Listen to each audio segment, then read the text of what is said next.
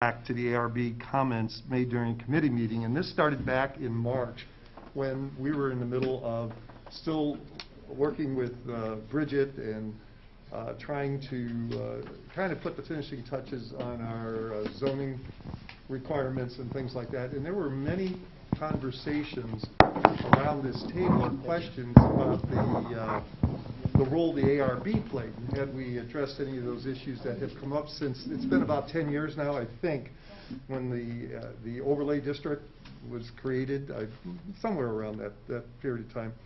And only reason I know that is much earlier than that, yeah. Well, you had the ARB, but then it morphed into... Well, when we became the, when we actually got, to give you a little, can I say something? Oh, absolutely. That's why we're here. It's a work session. Yeah. You know, I've been on the Architecture Review Board for probably 30 years. Correct.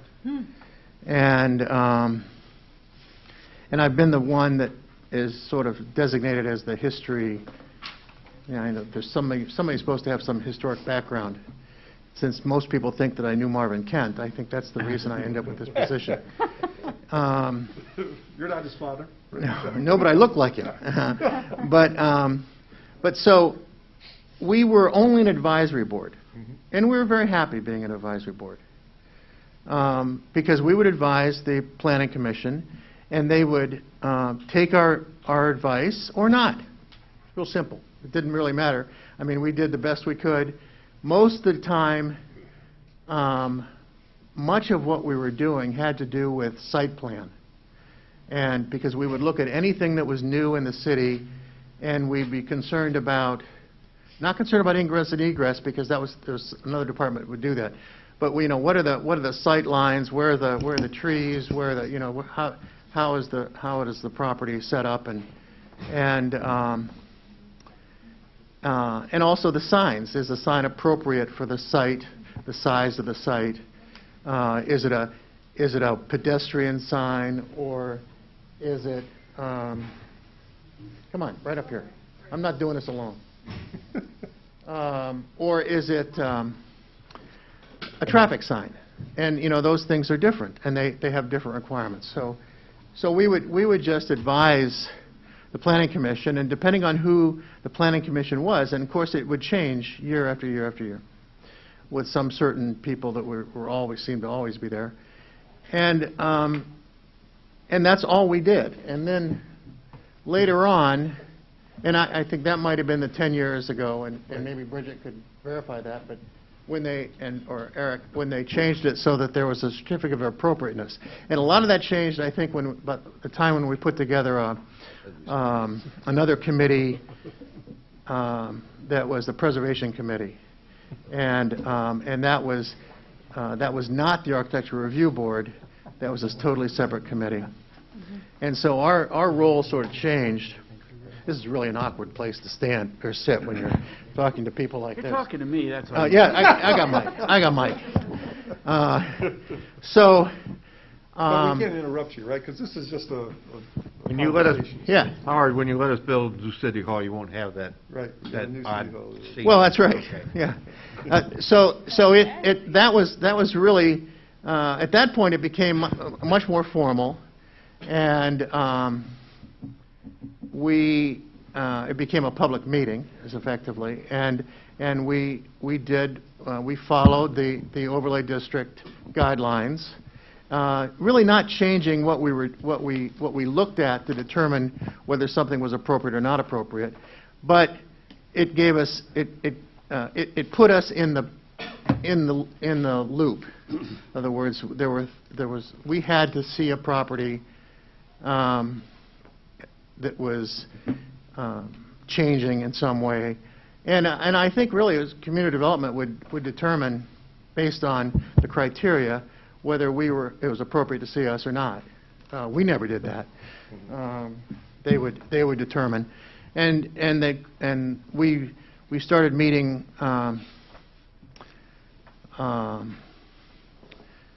We used to meet on call almost.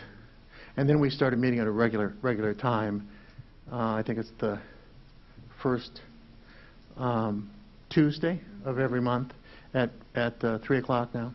It was 4 o'clock, moved to 3. And so that's what we do. And so Sometimes we don't meet if there's nothing that we have to look at. But all we, you know, and I have to tell you, and I know there are people that get upset with this, but if you read what we're supposed to be doing, I think we've done a pretty good job over the years of interpreting what the Secretary of Interior has determined to be our role. And the City Council, now realizing the fact that, I don't know who was on City Council 30 years ago, but so it's changed. Yeah, the mayor was probably there. And we have just gone by that. We've just done that. I mean, you know, people that say to us, everything you do is arbitrary. Well, you know, I think council's idea at the time was not to tie people up so tight. Several times, something would come to us, or over the years, someone would suggest, we should have a color palette. And we wouldn't argue against that, but it never came about because council never wanted a color palette, because they wanted the ability to have some latitude. And they wanted us to use our good judgment based on the building and based on what else is around there. And I think over the years we've done a pretty good job at that. I mean, that's been our goal. Doesn't mean we satisfy everybody, but neither would you. I mean, somebody has to make these determinations. And of course, if they don't like what we're saying, if they think we're being arbitrary, or they think we're just being overly conservative about something, they always have the right to come to you guys, and you can make that decision. But what you should be looking at is reviewing what we did. And so, because I have to tell you, I think in your position, if you were in our position, you'd be doing the same thing. Well, you brought up a good point, Bill, and I'm not going to dominate this because I know all the other council people have different questions they'd like to ask, and we certainly want you to ask us some questions. And, hey, by the way, welcome you guys. Howard started because, you know, he's Howard. I started because I was here. But now he's got two friends. That's a good thing. I bet you are. But Howard, you brought up a good point, and that is that council has changed dramatically. I know that I was busy down the road during all that time going on, although I kept, you know, an eye on things, and I was on the Board of Zoning Appeals off and on over the years. And you know, things have changed, and council has changed. And I think that when I listen to my colleagues talk, you know, I have a perception of what the ARB is, and maybe John does, and you know, maybe Jack does, but it never seemed like we were in sync with our, you know, common understanding. And I think what we would like to see happen, not only with the ARB, with all of our commissions, is that council and our commissions have at least an understanding of what maybe we collectively agree the goals are and how to operate. So, you know, Roger, in our case, you've laid it out for us very specifically. Well, I know. Here's an interesting thing, Howard. I've been through this whole thing. I thought it was interesting. The design guideline goals, you have, if you don't mind, I'll read them. You have number 1, achieve good design to help economic vitality and sustain property values. Ensure, now these are overarching goals. Yeah. Ensure that the visual identity remains cohesive. Facilitate connectivity with Kent State University. Assist with the transition from an architectural advisory board to an architectural review board, which we did. Right. And that was about 10.5 years ago, I think, Yeah. 11 years ago. Assist developers with design guidance, educate public about good design and incentives, make Kent a destination place for visitors, and attempt to preserve when possible, practical significant structures. The only reason I read this, I don't think you guys have this in front of you. This is right from, this is, let's see. Is it 1114? Appendix A Yeah. of 11414. Yeah. So it's kind of spelled out in there.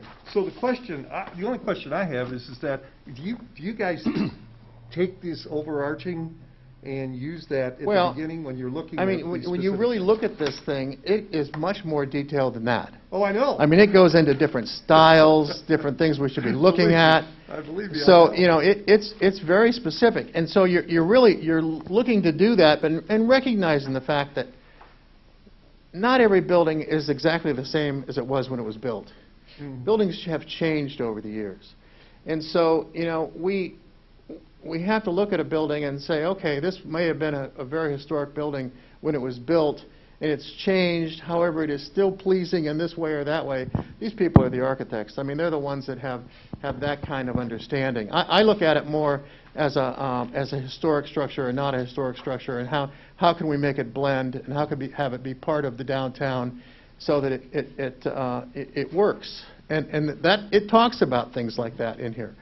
And but as far as the window placement and caps on the top of the building, those are pretty standard things that we look for, that we address everybody. We talk to everybody about those kinds of things. Very simple things, the window patterns. And I have to tell you, over the years, this town wouldn't look the way it does without us. And people will come up to me sometimes and they'll say, God, I hate that building. It is really ugly. And I said, you don't know what it looked like when it came to us. I mean, it looks so much better now. I mean, the building that Davy Tree is in, right across the street, you can't believe what we went through with those people. Over and over and over they came back to us. And I would say to the guy, did you read the design guidelines? First time he said, no. So we tabled the meeting and said, read the design guidelines and come back to us, because the building was totally different than that.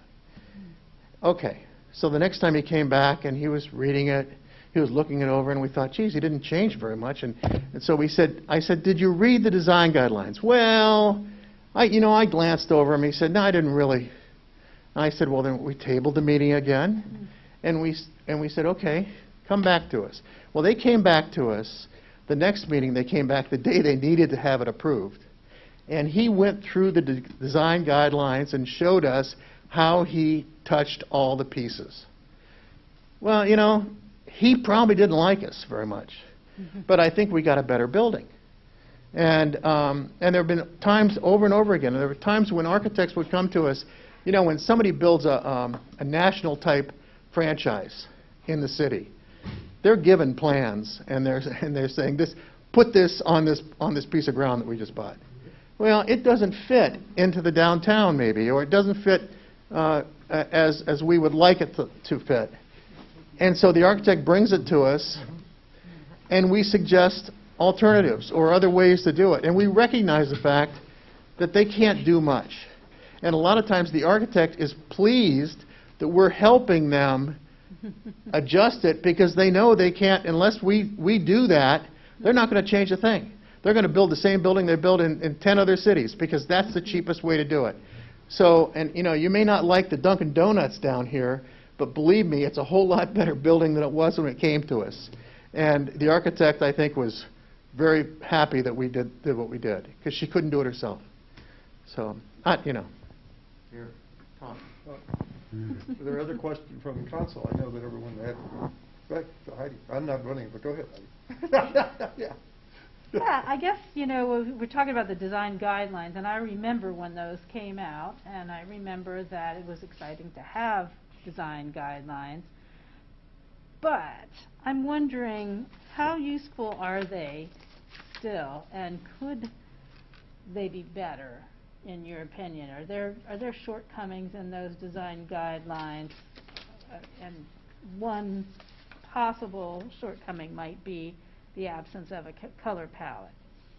So well, you can. Howard, you said we were going to be able to talk. I'm going to. We have had. We're not the ones that don't want to do the color palette. So I think what you're looking for now is I think council is going to review these things, or that we're going to have this reviewed by a professional. Yeah. And I would assume there's going to be community input into this thing. And with that, and probably the historical society input, you can, there'll probably be some other adjustments. I mean, I can think of some adjustments that I think ought to be made. But, so, when that comes out, it should be better. Well, I'm hoping that you feel that way. I remember looking at them and going, I would like to know how useful a tool they have been. If Bridget would. Sure. So I'm glad that this board exists across the board, like totally. I'm glad that there's this opportunity where my profession, there's a place for public service. So before I critique heck out of this. I just want to say that I appreciate that it exists. As far as how the guidelines are useful, so they are based largely on the Secretary of the Interior's guidelines. And if you're going to have historic preservation guidelines, there is nothing better to base it on. But it's based entirely on a preservation philosophy. So that's like the thing above the guidelines that we're not really talking about, is that it's steeped entirely in that one philosophy, of which architectural theories there are many. So this entire guideline is couched there. So if we were to write a perhaps more comprehensive or a different guideline, it could be very, very different if it's not primarily a preservation philosophy. Can I cut in? Are you saying as opposed to new buildings? You know, yes. In Kent, I know that we've done a lot of new buildings, and we've also, done historic preservation. So. And yeah, and I think the guidelines. So the styles referenced in the guidelines stop in 1940. There's a lot that's happened since then that doesn't. These guidelines don't exactly speak to any of that period of time. It doesn't necessarily instruct. I think it's very good for evaluating existing buildings that we do not wish to change significantly. I think they fall very, very short when it comes to new construction. I've had in my professional life the task of trying to apply these guidelines to a new building, and it was very difficult to do. There isn't a lot of clear direction when it comes to new construction, which I think does discourage people from wanting to go through this process for new construction. I think most of the heartache, at least in my short time on the board, has been more to do with the new builds. Renovations of existing buildings is much easier to explain, to point to reference these documents for that. So I think that there's a lot missing in terms of instructing new construction. There's a couple other things that I think could be improved too. The words good design are used a lot. And I think that that's where a lot of the critiques about subjectivity come from, because that's it's not defined except to say that only historic styles are considered good design, which that's the heart of the guidelines at the moment. And I don't disagree. I'm, involved in a very old project renovation personally, so I'm not opposed to protecting, investing in, restoring historic buildings. So it's not that I'm opposed to that, but I think that there's a both-and approach when it comes to new construction too. And then the only other main piece that is a recurring theme throughout the guidelines is the word consistent and cohesive. And that is set out as one of the goals that I've come to learn was identified by the general public. And that is definitely a through line in the guidelines. And so you'll see a lot of the adaptation of this guideline to new construction. We're making the new construction cohesive with the old, consistent with the old. The window patterns are similar or the same as the old. So if consistent wasn't the goal, you would get unique period styles more reflective of the time, anything from 1940 till now. But it's all being made to be consistent with what's currently there, which I think is a limiting factor. If it is deemed still important, then that would, again, dictate any revision of this guideline significantly. And to defend you, when this thing was approved, there probably wasn't anything else built after 1940 downtown. So we didn't have anything else to address probably as something to look at in that era. So the 40s era, we just didn't do a lot of construction in this town in the 50s and the 60s. Unless it was in the university, and that was not, that was totally different. Mm-hmm. So, a follow-up question, Yeah, if I may? yeah, because it's Okay. a conversation. So do you feel constrained by the good design guidelines? Like, when you go in to evaluate a project now, you say, we look at the highest values, or some of the highest values are consistency and cohesiveness with the rest of downtown. so it's hard to, or what is, you know, what has come before. I'll only speak for myself. I feel both limited and lost. Like, if we're trying to use these to evaluate new construction, it isn't pertinent enough. It's not strict enough. It's not strict enough for old buildings. It's not prescriptive enough, in my opinion.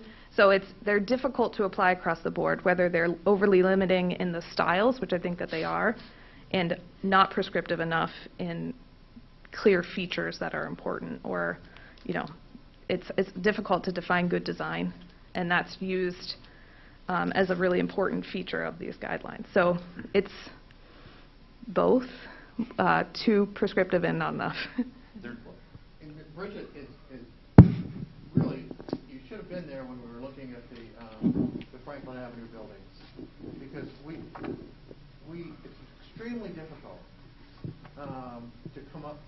They come to us and they've read these things. These architects have read these. Some of them will bring something, and there's not a lot of, you know, half the people in town want everything to look like a railroad station, and we can't do that to a new building. We're not going to. It's not going to be built in the Tuscan style, and so it really puts us in an awkward position, because no matter what they approve, half the town's going to think we did a terrible job. How can that be across the street from such a historic building? Well, It's you new. know, we don't have guidelines that tell us how that building should be built. So we look at it and say, okay, the window pattern is something we can look at. The cap on the top of the building is something we can look at. Making sure that it's sound and it has corners, and I mean, little things like that. But you know, when they come to us, they say, well, this is going to be a housing unit, and everybody wants to have a balcony. But we can't argue with that. I'm certain they want to have a balcony. I'd want to have a balcony too if I lived there. So, but railroad station doesn't have any balconies, and nothing else down there has balconies, and this doesn't address balconies. So we move along with that and say, yeah, okay, as long as it has certain sound design features, it's okay. To address your, sorry, go ahead. There's a section that talks about the architectural styles, and it's described as styles, they reflect fashion and political and social influences of the day. And I think that the guidelines at the moment don't leave enough room for current styles or trends to emerge. Mm-hmm. For better or for worse. I mean, the current architectural trend is developer architecture. I'm not advocating that become the predominant style of our downtown. However, there's not a lot of room for people won't look at Kent necessarily and say, I'm going to invest architectural, intellectual effort here because they're going to allow, you know, this new style to be tested or for it to emerge. There's not room for that right now, because it's meant to be to mimic or be cohesive with what's already here. So, not to interrupt you, but just a quick question, and then Kevin, I'll get you here. When you talk about that, I noticed that the various architectural styles are really delineated in there, but I thought that was more of trying to define what we already have. It is. Okay, and then it's less about, I would think, someone wanting to come in and building to one of those styles. I mean, they may want to. It really doesn't give us any forward-looking thought about what's going to be done. It's just we have to look at that. Is it compatible with the features that you've given us and what we have? And a lot of times it's not anything more than window pattern, brick color, and cap. I mean, there's not a lot there that we can go back to an old style. There's a lot, just like in any art, in any subjective love, hate, whatever it is, there's just a whole bunch of subjectivity to it. And, you can say what stands out, what you've noticed, is when things are done poorly, when things are designed poorly. You don't notice the ones that are designed well. And I do a lot of residential additions, and people say I don't want it to look like an addition. I go, well, you don't want it to look not designed well. I said I can think of beautiful homes with got some old brick home with a stream going around it, and there's an obvious wood addition on the back, and it's 150 years old, and it's just oozing of charm. And, but it's obvious that it's an addition. And then I guess so to address Heidi's question, it's, each project is taken on individually, and there is an overarching, cohesive, consistent, there's a context to the downtown, and hopefully that context is good design. There's just time after time that whether it's just a single sign or it's an entire 6-story building, that applicants come to us and they present it, and we say, I can think of a business that did a sign here. They came to, it was just a sign on the front of the building and a sign on the back of the building, about 3 feet by 5 feet, and that was it. They came to us 3 times, and you just, when you see that on the surface, you go, why are they going to the ARB 3 times for these tiny signs?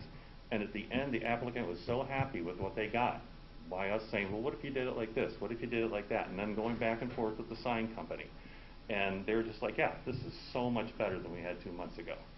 And you go, it's a tiny sign, it's a sort of a drop in the bucket of the whole downtown, but it's just one more thing that makes the downtown nicer. I think it makes businesses want to invest in the downtown because they know they have that consistency, and that there isn't going to be somebody slapping up an ugly sign right next to them, or at least we're going to put some sort of effort to make it so that it's not poorly done. And the same thing goes for the big buildings. Like Howard was talking about the Amatec building. I see the design evolve, with us pushing them a little bit and asking the designer for a little bit more, and then they go back to the drawing board and they come to us and they go, oh yeah, this is, I like this better. It never comes back where they say, you made us do this and now the building's uglier, and now the downtown is going to suffer aesthetically. That never happens. Well, the day that we offer this certificate of appropriateness, they're always happy. It doesn't really matter what That's how more we the got point. there. Yeah. And then I guess as far as our design, Kent's design guidelines, there are communities that have very strict design guidelines and architectural review boards, and you know exactly what they want, you know exactly the style that they're looking for. You guys know these communities, and I go before those ARBs, and great for them. I mean, if that's what they want and they want to live there, then that's fine. Then there's other communities that don't have anything at all, and you know those communities too. You've been through them, and we're somewhere in the middle. And I kind of like the fact that we're somewhere in the middle. So Kevin, you alluded to something. So do you see, and I know you can't speak for the whole board, but from your perspective, do you see that you're really providing a service? I mean that's what I'm hearing you say, that you are providing a service to architects who come in, builders who come in, the community members who come in who want to do something, that you view your role as providing a service to help them to get a better... Absolutely. I see the ARB the same, not the same maybe, but very similar to the health board, the parks board, et cetera, all the boards and commissions. I mean, all of those different boards and commissions make the city better. Okay, great. Well, we've got parks. We've got people taking care of them. We've got a plan for what the budget is going to be for the parks, et cetera. Well, every large buildings, many times, will come in before they even, almost when they just first start thinking about the building. And they'll go through with us what our thoughts are on that. And I think that's very helpful to them. And then we follow along through as we go. Now, we may get close to the end and still have some issues with certain things, and we work them out. I mean, so the point that they're okay with it. Maybe it's color, maybe it's a fabric, maybe it's some material that they're using that we think could maybe be better, something else we're used, or they just say, I can't afford to do that. And we understand that too. So, we're certainly not unreasonable, and we have been, so when we say, are you helpful? Let me tell you something. We're helpful to the people that want us to be helpful. There are people that will, I'm always surprised because most of us downtown know that the Architectural Review Board is there, and it certain things have to go through that. And I think if you go through community development, they'll tell you that. They'll tell you what has to be done. It's not uncommon, however, for someone just to do what they want to do. And then the project comes to us. And we are an irritant, without a doubt. I've already done what I want to do. This is what I want. I've already paid for it. I've already paid for it. It's done. Do you ever think that your response is sometimes slightly punitive when that happens? I'm though? sorry. Do you ever think that your response as a board is slightly punitive when that happens? No. That something might be looked at or evaluated more strictly because somebody went ahead and did it without permission, or maybe they didn't know? Do you ever feel like there's a tone there I that don't- perhaps? A tone? Well, just like I don't think- irritation, I guess. Is there? Neither of you are allowed to answer this question. I don't think that. I don't No. think that. I don't think we're. I don't Bridget, think we're do you- punitive. do you I think all that- we're trying to do is do what we should have done originally. Yeah. In other words, that person should have come to us through community development, or they could have asked, "What do you think? What can we do here?" And we're helpful. Can I just hate ask- to think we're punitive. Bridget, you sound like you look like you had These- something you wanted to add.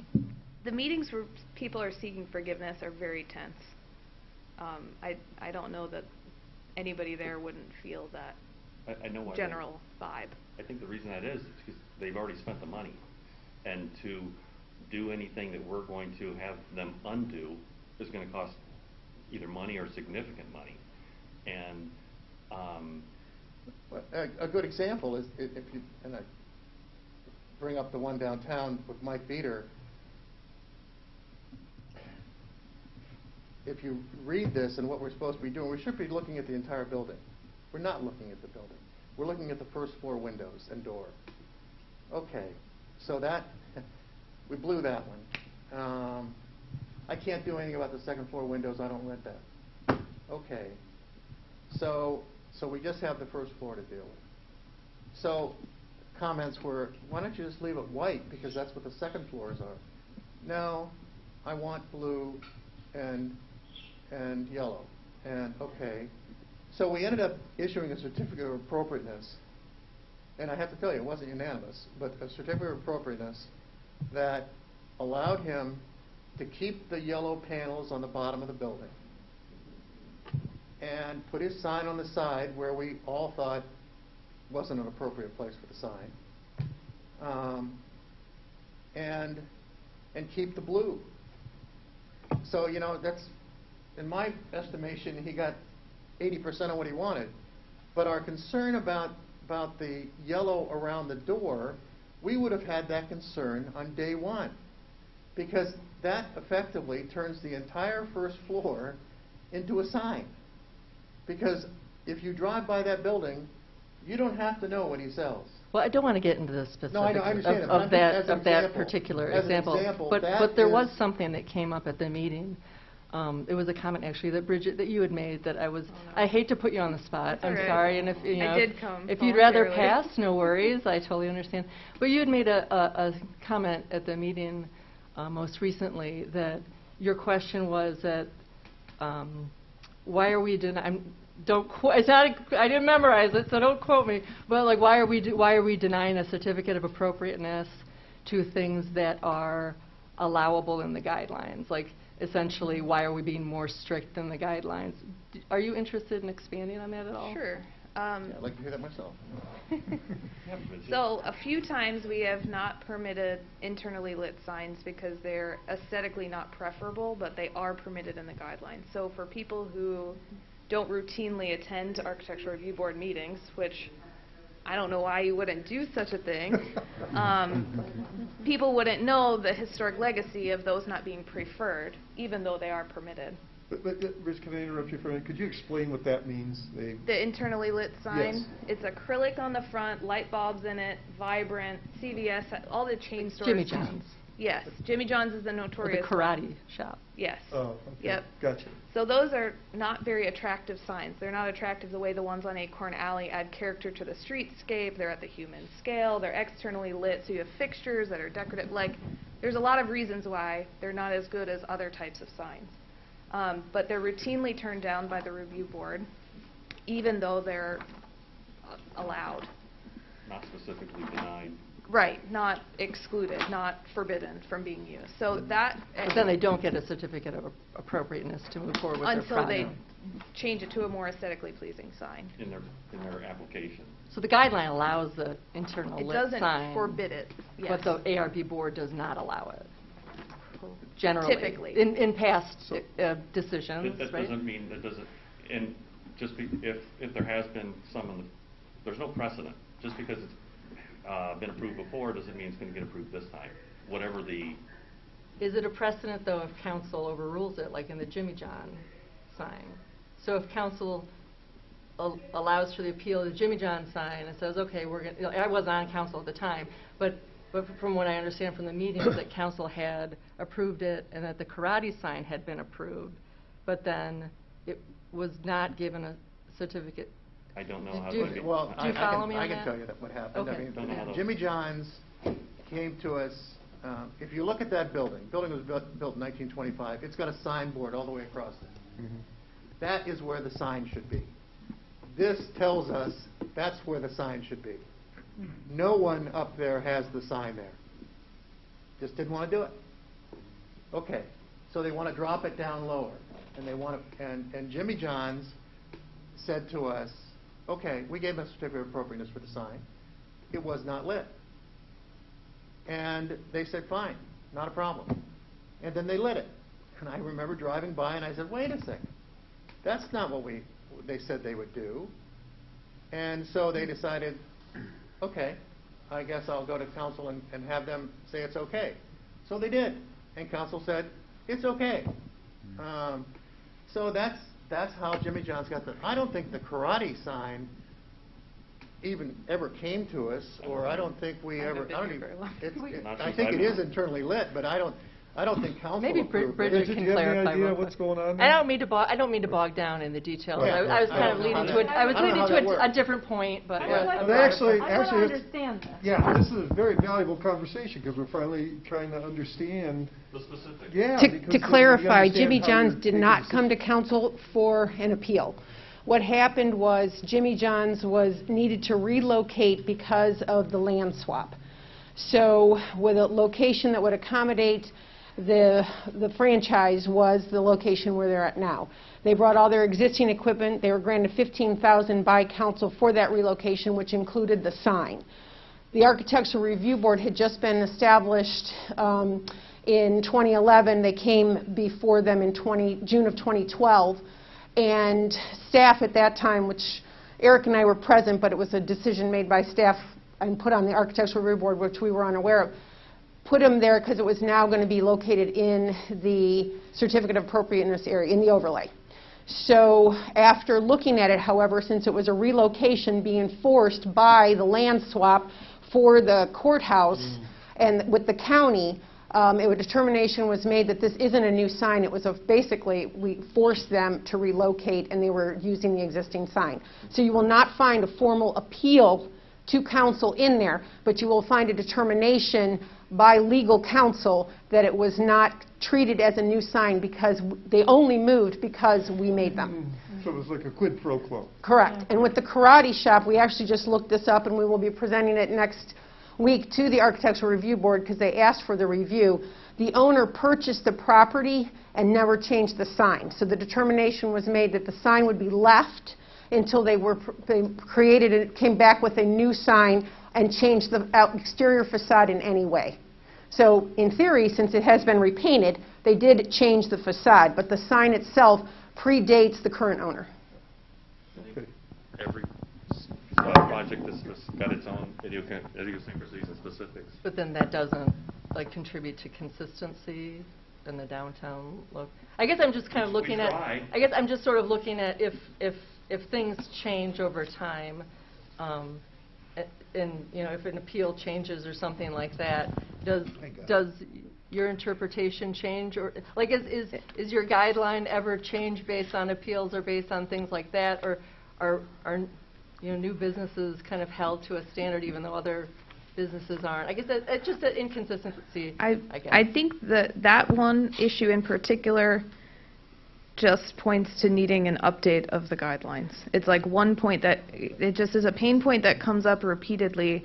And the colored trim, Peter's not the first person to paint vibrantly colored trim downtown. So while I disagree that consistency is an essential part of this, it is currently, and it would be very difficult to argue against it with the number of shops downtown that have colorful trim. Because it would be a repetitive Eric had pattern. his hand up. Oh, I'm sorry, Eric. Roger, I just want to say that I'm not going to quid pro quo comment that you said, just so we're clear on that, but it was a decision made with an eye towards avoiding litigation over that particular issue. Well, then my comment stands. Heidi, go ahead. Yeah, well, I guess one of the things that I think Gwen is getting at maybe is that, you know, one of my concerns is the balance between the need to present a cohesive, consistent, aesthetically pleasing environment downtown, and also balancing business needs. You know, is that something that the Architectural Review Board takes into account? Because business needs, like, I need a sign that is visible. That's a pretty strong business need. That topic just came up at our last meeting, and they've got a sign, they want it there on the building, and the confounded tree is in the way. Mm-hmm. The trees on the sidewalk that add to the atmosphere, the charming downtown, the walkability, the bikeability of downtown was conflicting with their business model and blocking their sign. And the applicants were complaining about the fact that when you look at the building straight on, that you can't see the sign because the tree is in the way. Mm-hmm. That, I don't know how you guys feel about that, but that just kind of blew my mind, that they wanted the tree removed, trimmed. No, he didn't really want it removed. I Well, think, it was but in the way. it fit his agenda to have it in the way.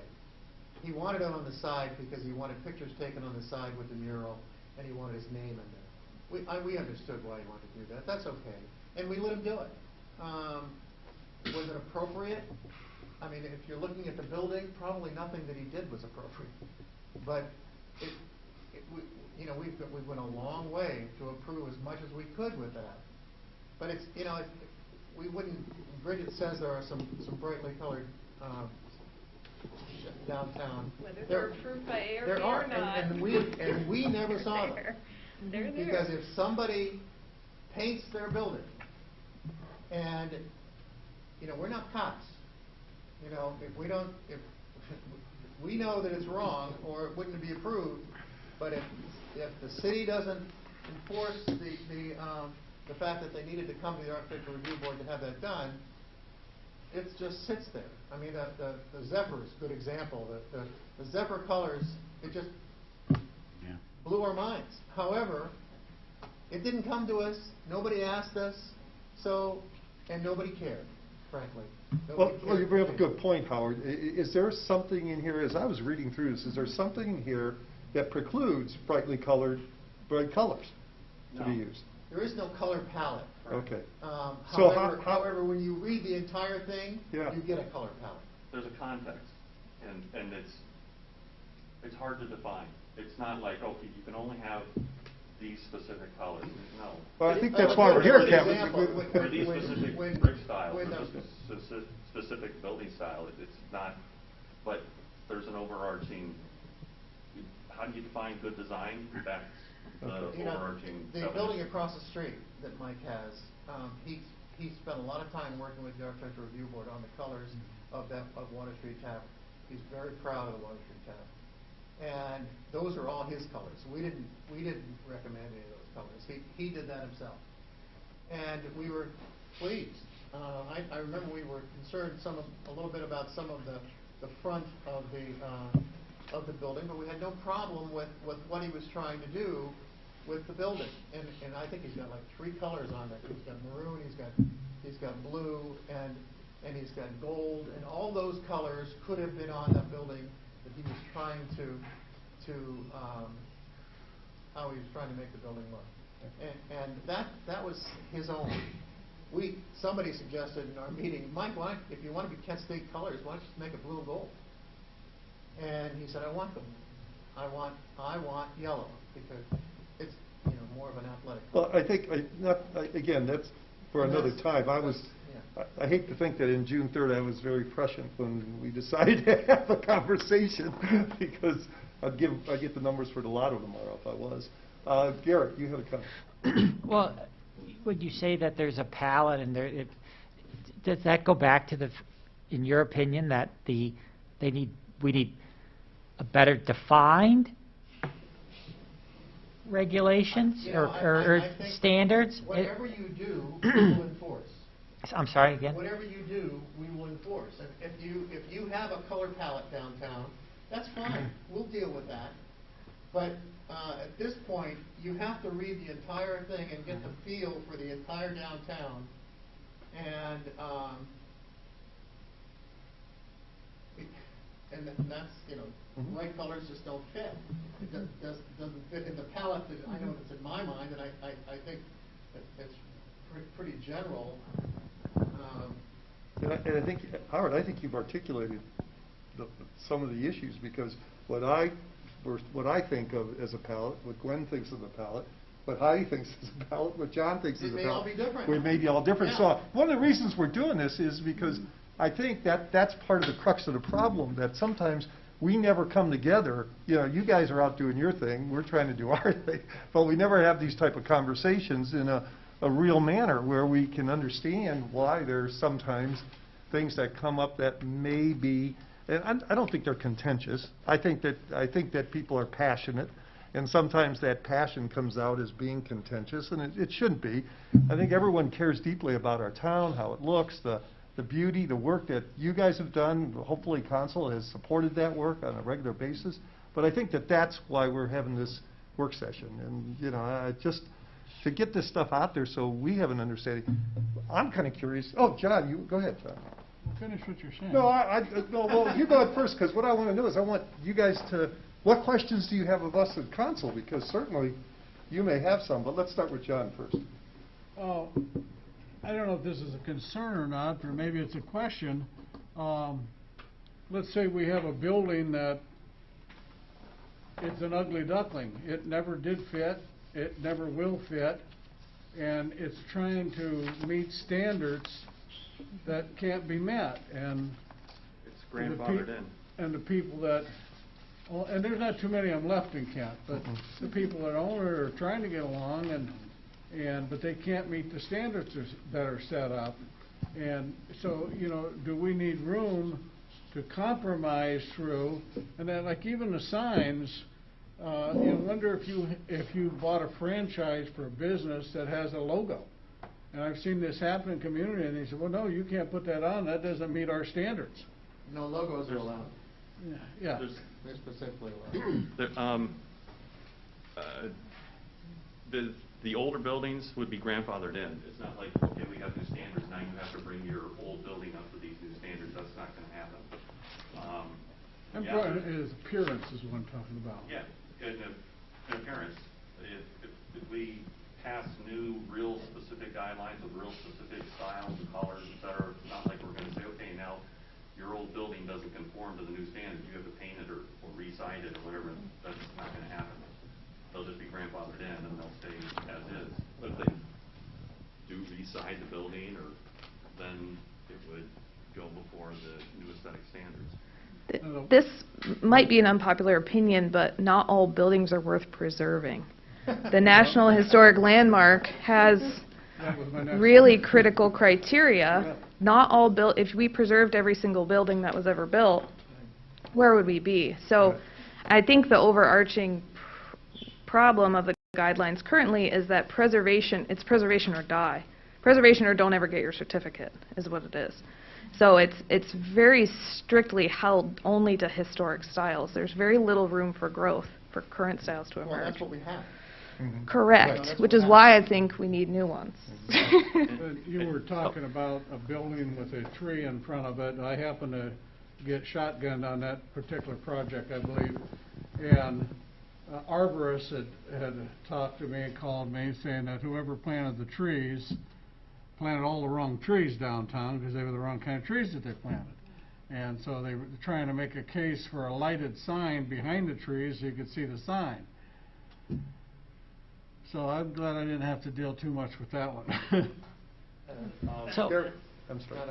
so I like to say, at the end of the day, we want a higher standard for our city, right? And there's nothing wrong with wanting to achieve a higher standard. And so, in your opinion, is a better defined code a higher standard, in your opinion, or are they two different things? And I guess, how do we give you that tool, and how do we as council set those parameters so that we have something that's workable but also a high standard? I think you're doing it. I mean, if you're going to review this whole thing professionally, and you'll have community input, and so whatever comes out of that should be much better than what we have right now. And that probably needs to be done on a periodic basis.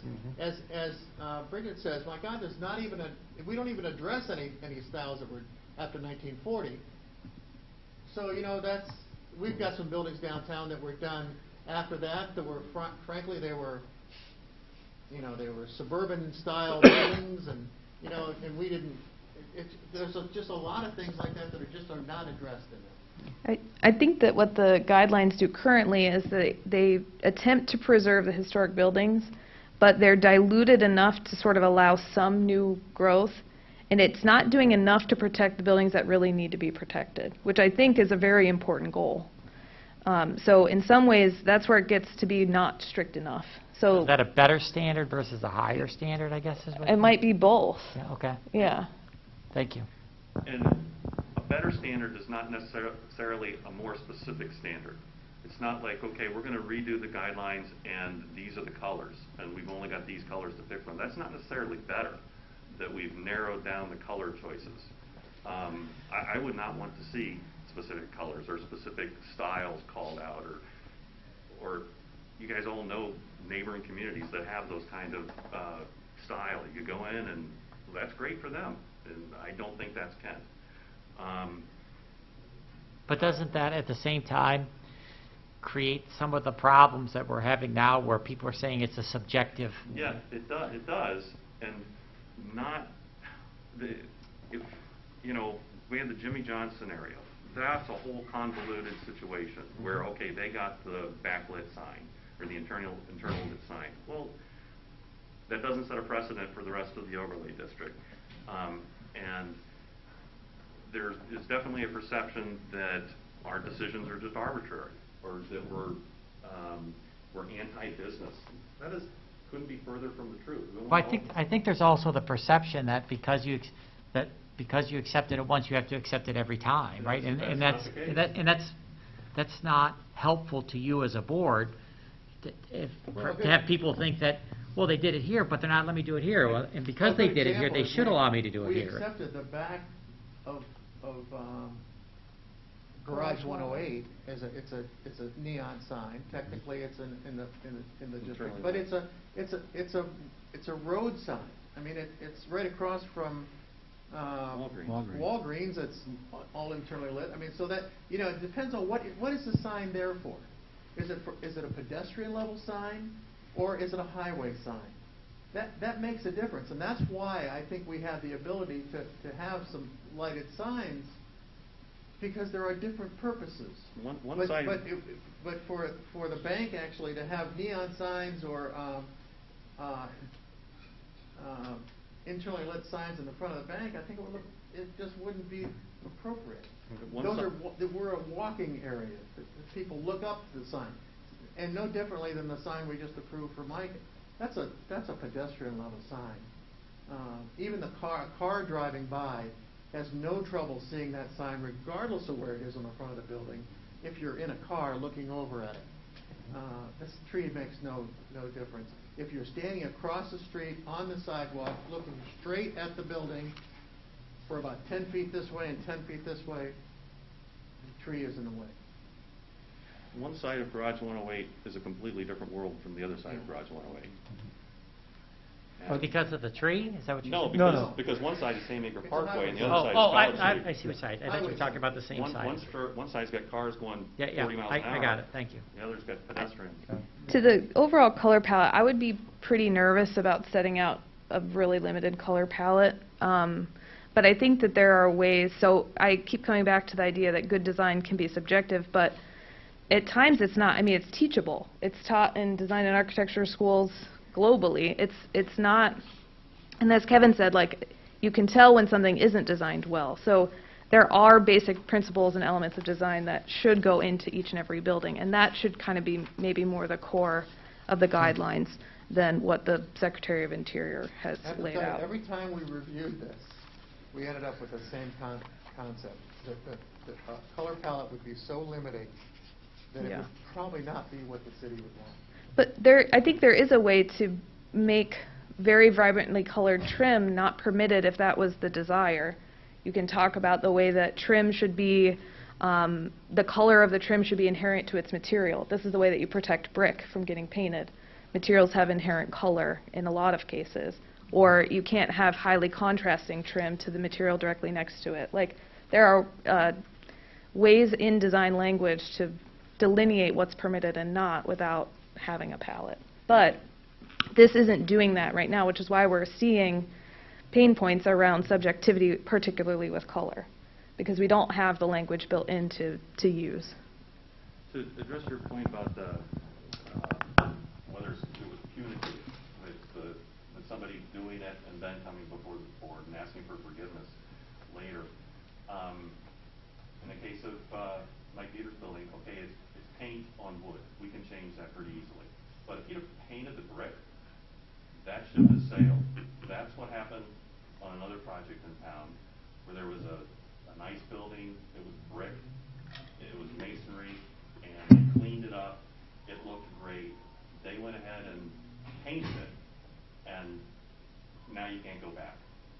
You can't go back. Well, you can, it's just very expensive. It's very expensive, Yeah. exactly. You could go back. But that is, okay, I'm going to say this personally, that's just sacrilegious, that you've taken this really nice masonry building and you've started into that loop of, okay, now it's painted, and it's going to, 8 years later, it's going to need painted again, and it's going to need painted again. And then each time we're going to have to pick a different color. When you had a well-designed single-entity building that was masonry and I guess just the reason that I brought it up is I've had to go before design review committees because I've got a building in a historic district. It's unpleasant. It's awful. It feels a little bit humiliating as a business owner. It feels like you're asking for permission to spend tens, if not hundreds of thousands of dollars.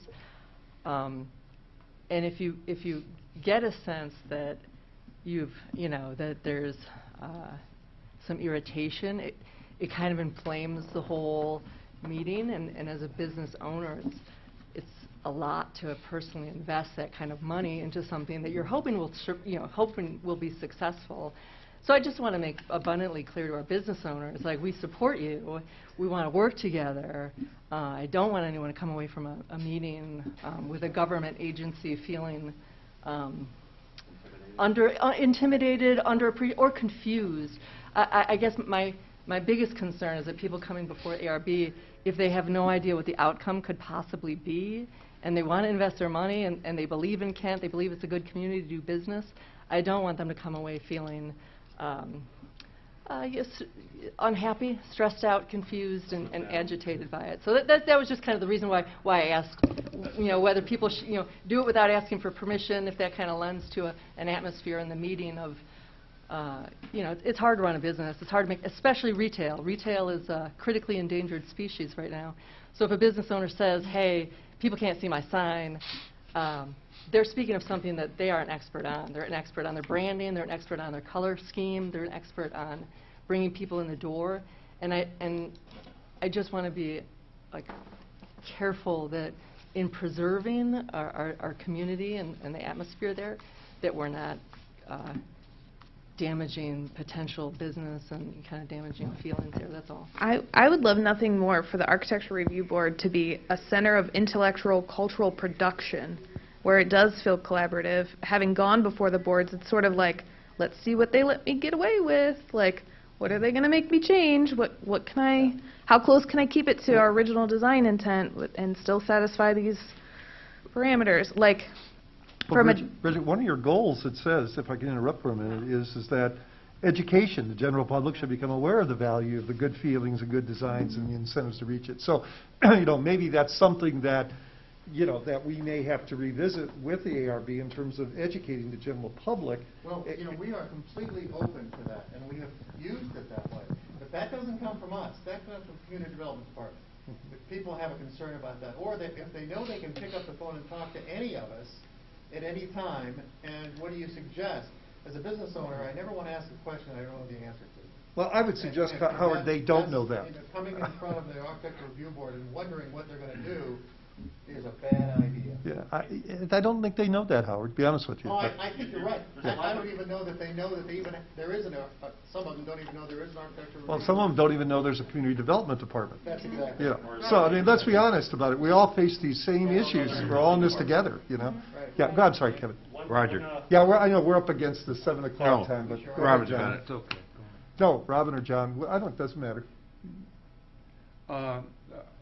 Well, I'm glad you hit on the opportunity of educating the public, their buy-in, their impact on the guidelines. Looking down the road, and I quite frankly would like to hear from you. I mean, you can ask Bridget about how they can coordinate it, but I would like to see a greater outreach of educating the general public regarding your existence, why you exist, how that impact and how they can get their ability to actually affect those guidelines and what the community is really going to be about from an architectural standpoint. Understand this. You're talking about very technical aspects of things. You're not talking about things that you deal with the Parks and Rec Department. This is very technical when you're sitting down and trying to explain, well, this is exactly. The things you were talking about, quite frankly, are usually over people's heads. And they're very subjective.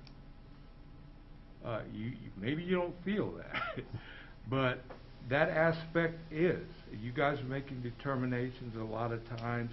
You've been discussing. You have a lot of authority to do a lot of things that perhaps some of the other boards do not.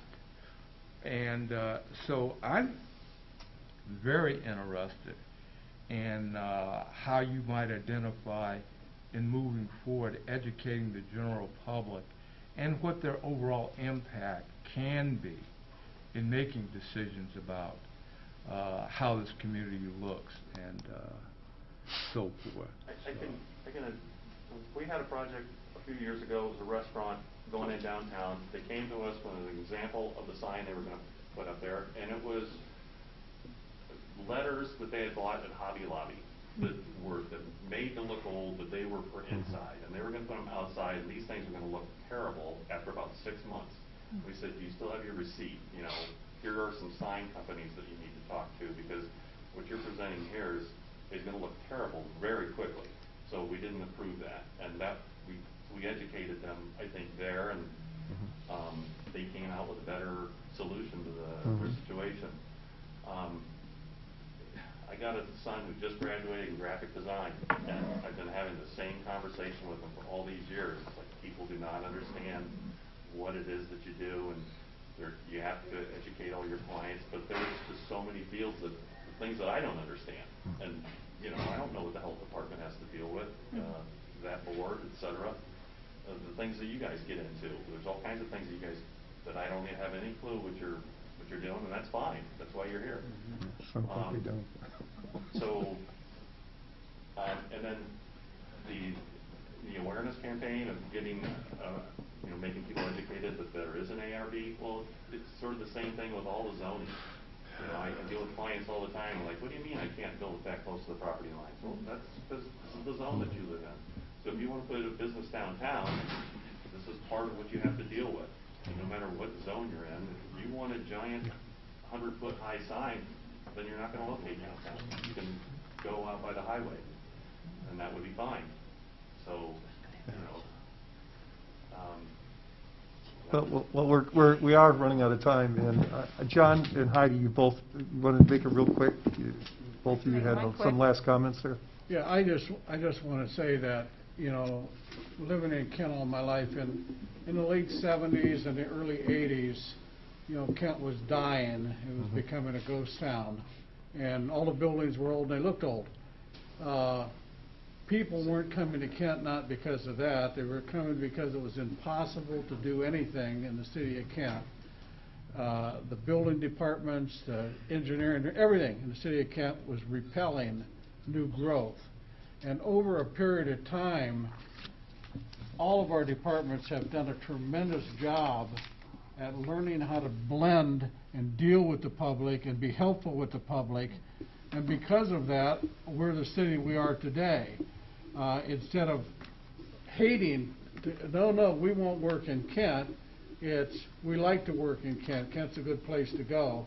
And I think if the Architectural Review Board, as well as our other departments, can keep the open mind that sometimes we have to compromise, but we still have to have that continuity and keep our town on an upper scale, and we'll continue to grow the way we've been growing.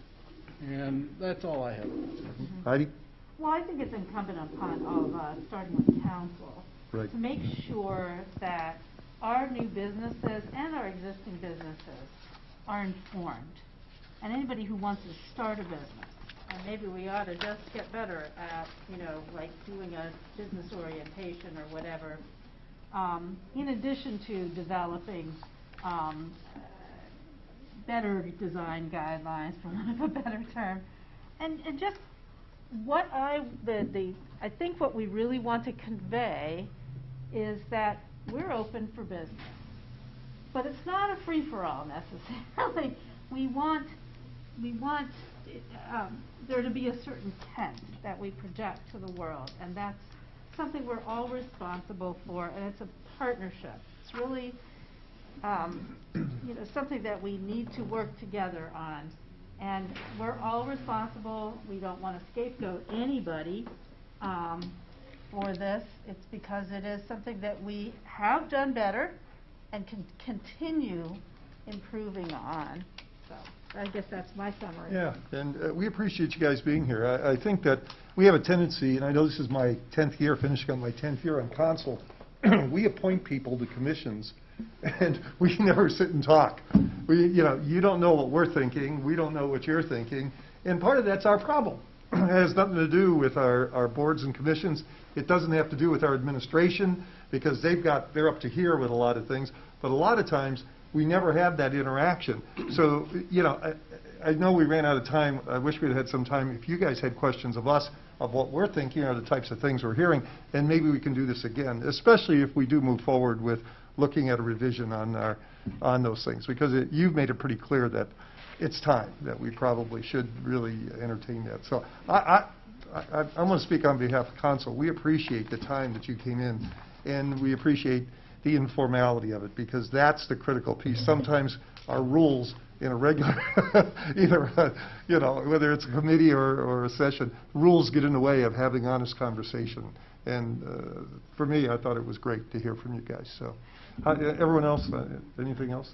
Thank you. Thank you. If not, thank you guys. Thank you very much. Mr. Mayor, it's all yours. Good, we sat down and talked. Yeah, Howard. All right. We're going to move on to boards and commissions. Amy, you want to go down the list? I don't think it's going to take too long. I do too. We have actually just one applicant for this round, and it's Michelle Frederick for the Board of Health. She's applying for her second term. She's not able to be present this evening because she is our local assist, and she's working this evening. Mm-hmm. So that's the only applicant we have. Okay. We generally talk in executive session about this, so before the next council meeting and appointment, I guess we'll have an executive session. Okay. Is that understood? Yep. All right. Moving on to the next thing is Salary Review Committee. I asked Rhonda to give us a short overview that will tell everybody why we're here and why we're doing this. Rhonda? Good evening. So we have here Dr. Pascarella and I are going to talk about the Salary Review Committee.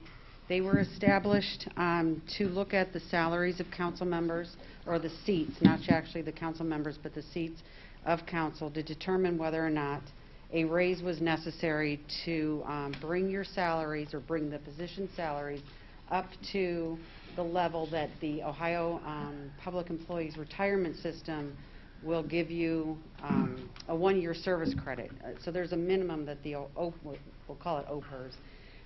OPERS has a minimum salary that you need to earn in order to earn that one-year service credit, and currently no council member is earning that service credit. So in the packet with the memo that I gave you, I included the minimum earnable salary, and OPERS has designated that there's going to be a 1.75% increase every year from, I think it actually started in 2018 through 2029. So in 2029, the minimum salary for a year would be $9,441.84 in order for you to earn a one-year service credit. So with that being known, the Salary Review Committee was established to go through and determine whether or not the council positions deserved a raise or should get a raise, or what we went through the discussion. So I have Dr. Pascarella as the chair. Also here tonight is Benjamin Tipton, who is on the committee. I think, is it Katie or Slater? Ms. Yes. Slater? She's not present. And then we also have Jeff Broger and Warner Mendenhall. They were also the alternates for the committee. So. Can I also say for the record that council has to review the salaries every 2 years by charter, so that's also fell in line with what we're doing here. Right, and you're not allowed to receive an increase or a decrease during your terms. So the only way that this is going to go into effect is to the next term. So that's why I say it's not for you yourself, it's for the position and the next time you're elected, if you happen to be that chosen person. Okay, thank you, Rhonda. Absolutely. Thank you. I want to thank, first, all of you for appointing me and for appointing the members of the committee. This was a committee I think I'd be happy to work with on any effort. People came prepared, they had ideas, they were willing to compromise and discuss things. It's a really good group of people. So I commend you for appointing them. I guess the only suggestion I would have, and I don't know if legally you can do it or not, Coke would have to say, is there were 5 of us. 3 of us were regular members, and 2 people were alternates. And the alternates worked just as hard, never missed a meeting, and participated, but when it came to take a vote, they couldn't vote because they were alternates. But they certainly worked as hard and had as much input as any of the regular members. And then also I'd like to thank Hope and Amy and Rhonda and Jerry for the time that they put in. They were at every meeting and provided any information that we requested. If I could just go through how we came to our conclusion, and then you can ask questions or ask any of the members to elaborate. We went back to the 2006 committee that had done this and read their minutes, and we talked with, Jack came one night, and Roger, and Heidi had sent a letter with comments that we took into consideration. And we looked at the OPERS information. And one of the things we thought about, well, let's just, this would be easy, just raise the salaries to the OPERS minimum and problems solved. But as we began to look at the data we were looking at, we said, gee, that's really not a good answer. And so we began to look at, what do cities that have in Ohio that have large universities that are about our size? What's going on there? So we didn't want to look at Ohio State and Columbus or Cleveland State and Cleveland. We said, what's going on in Oxford and what's going on in Athens and what's going on in Bowling Green? They're more like us than Columbus or Cincinnati or Cleveland. And so we did get data on that. We also, this is a really complex question because of the various forms of local government. And so a mayor in Kent is not like a mayor in Talmadge or Stowe. And so we had okay, we've got city manager here, the role of the mayor is slightly different. And so we looked at city management cities in Northeast Ohio. Unfortunately, if I was doing that in Raleigh, North Carolina, it would have been really easy because there would have been hundreds of city management cities. When you look at city managers in Northeast Ohio, you get a really, really small number. And that's not a knock on city management. I think it's a wonderful form of government, but it's just not very well utilized in Northeast Ohio. We also then looked at sort of what we called neighboring communities. We looked at Aurora, Streetsboro, Kent, and then we plopped over the line into Summit County and looked at Hudson and Stowe and Talmadge and then Ravenna, and we looked at those communities. And then finally we looked at a listing that Amy was able to get for us, and we worked that data, and we looked at cities in Ohio between 25 and 60,000 in population. And we chose that range because we thought, well, Kent's a difficult city. It's part of the year it's got one population, and part of the year it's got a quite different population. And actually, we could have done 25 to 50,000 because there was only one city, Springfield, that fell in the 50 to 60,000 range. So of the cities we looked at, there were 30 or 32 of them. Only one of them was over 50,000. So all the rest were between 25 and 50. When we did that, Kent's salary came out 26th of the 32 communities. So it was very close to the bottom. We ran a mean and a median. The median of that group was 10,431. The mean was 10,476. So they're very, very closely packed together. Around, we said 10.5, just to have a round number. With that information, we then set out to have discussions of how much of this is service, how much isn't. Kathy kept saying, gee, if a female ought to be able to hire a babysitter to take care of their kids so they could possibly run for council. And I haven't hired a babysitter for many, many years. And I was shocked to find out what babysitters make now. We considered that. All of a sudden, I went home to my wife and said, maybe we should have a grandparent babysitting service. But we then looked at a host of alternatives. One of the things we looked at was doing nothing, just leaving everything exactly where it is. We looked at bringing everyone to the OPERS minimum. We looked at moving everyone to 10,500 and just leaving it there for everyone. Once you were able to qualify, because this would go in increments for the at-large would be able to get it faster than the board. We looked at, maybe we'll go to 10,500 by 2029, and so march it there. And that would really put us low. We may have ended up being 32 out of 32. What we came up with was the proposal that I'm sure you've had it off in your hands, and that is to raise the minimum to $10,500, and the ward people would be able to get that in 2024. The at-large would be able to get that in 2022. And then after that, to increase it to 1.75 that Rhonda mentioned that OPERS uses.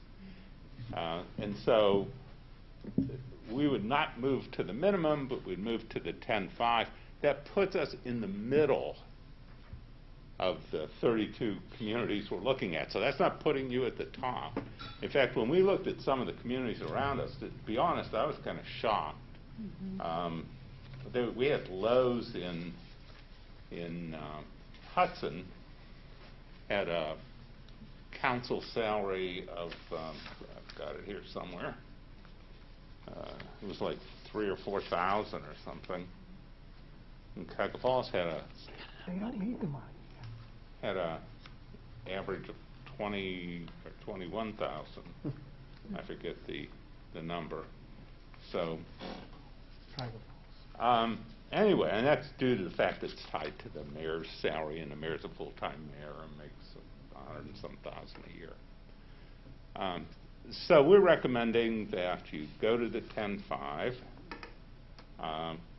and that in 2025, you begin increasing that by the OPERS 1.75% figure. The mayor, we had a difficult time trying to ascertain what do we do with the mayor. One of the problems we had is the present mayor devotes an enormous amount of time to his job. And so we had to keep reminding ourselves, we're not talking about Jerry Fiala, we're talking about, quote, the mayor of Kent. And so we talked about, well, the problem is you can't compare the mayor of Kent to the mayor of these other cities because some are weak mayors, some have the weak mayor form of government, some have the strong mayor form of government, some have city managers, and so it was difficult to do, and so we simply said there should be an increment above the 10,500 that the mayor would make, and we came up with an increment of 1,000. So the mayor, the council members would go to 10.5, and the mayor would go to 11.5. With the same thing in 2025, that 1.75% increase would begin occurring, and we came up with that schedule through 2029.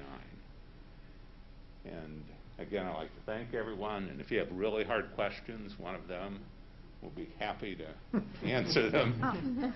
Are there questions from council?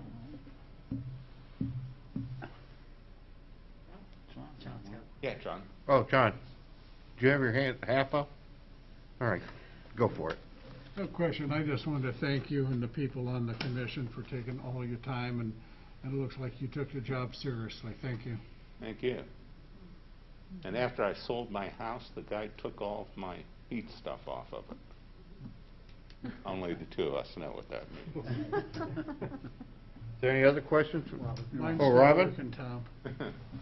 Robin. Yeah, I also want to congratulate you. I think that the job that you did, the focus that you put on it, the way that you gathered your information and making your determination puts us in a great position to be able to move forward on it.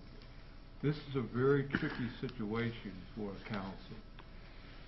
That you went about it the way that you did, in a very knowledgeable and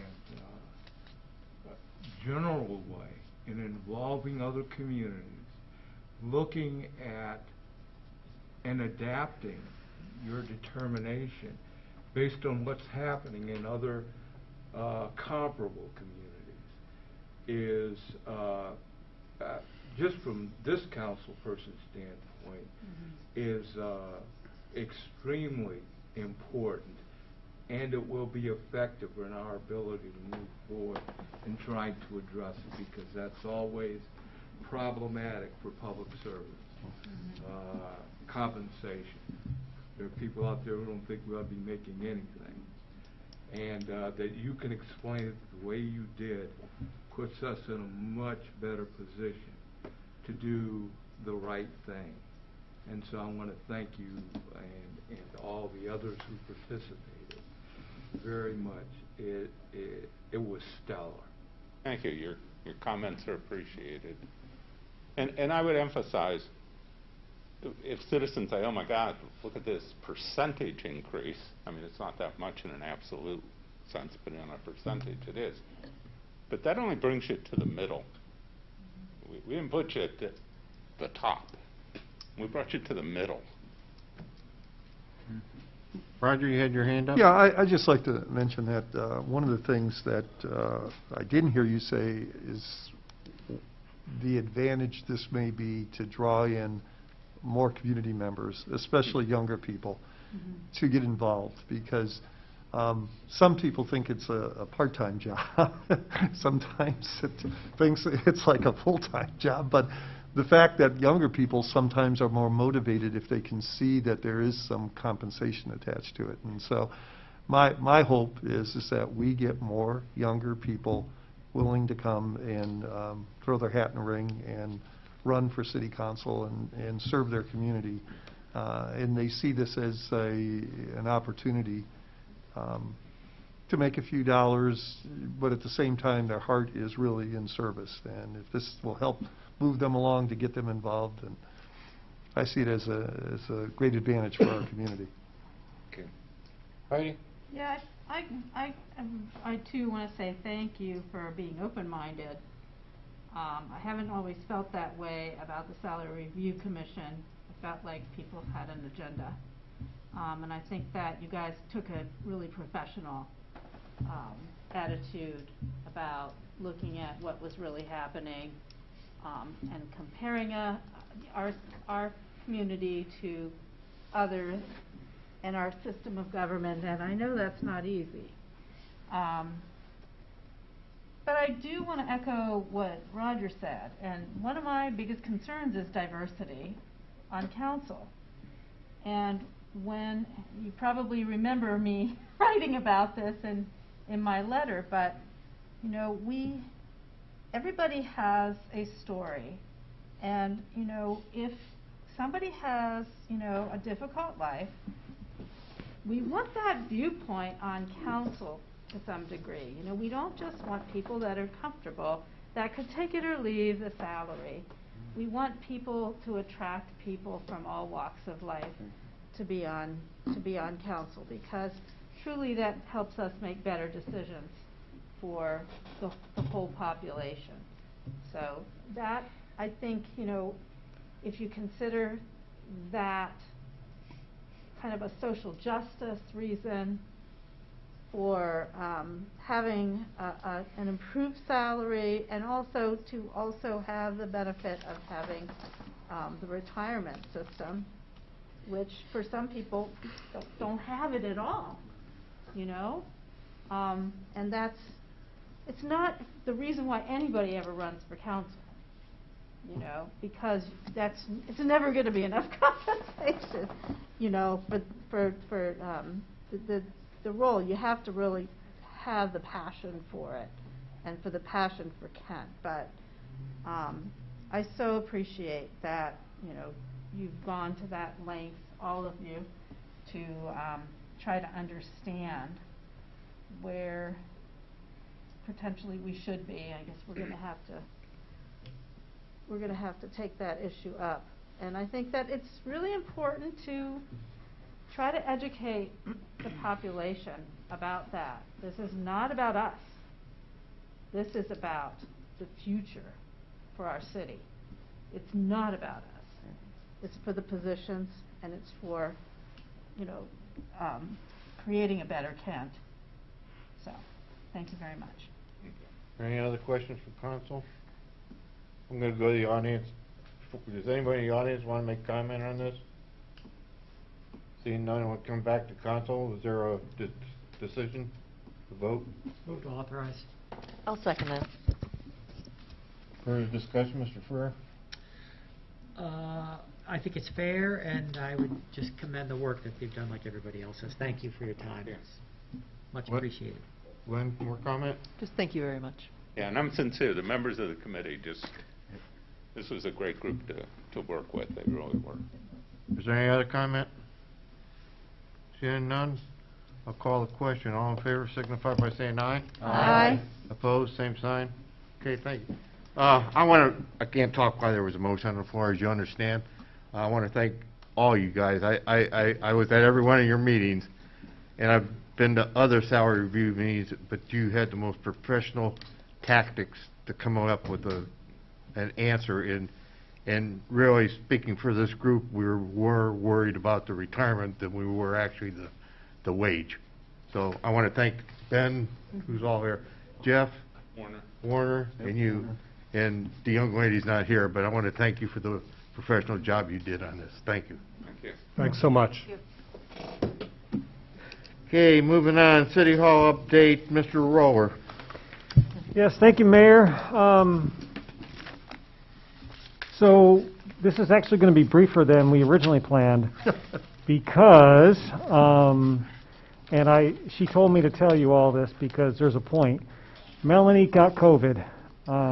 Even though she was vaccinated, she wanted you to know that it can happen. So we're going to hear from Joan later, but she said, please let the council know that I did what I was supposed to do, and even before I wasn't really feeling sick, I was wearing my mask in the office, and she said, I think I spent 2 hours with Jim Bowling in a locked room, and he didn't get it. And no, he's not the guy.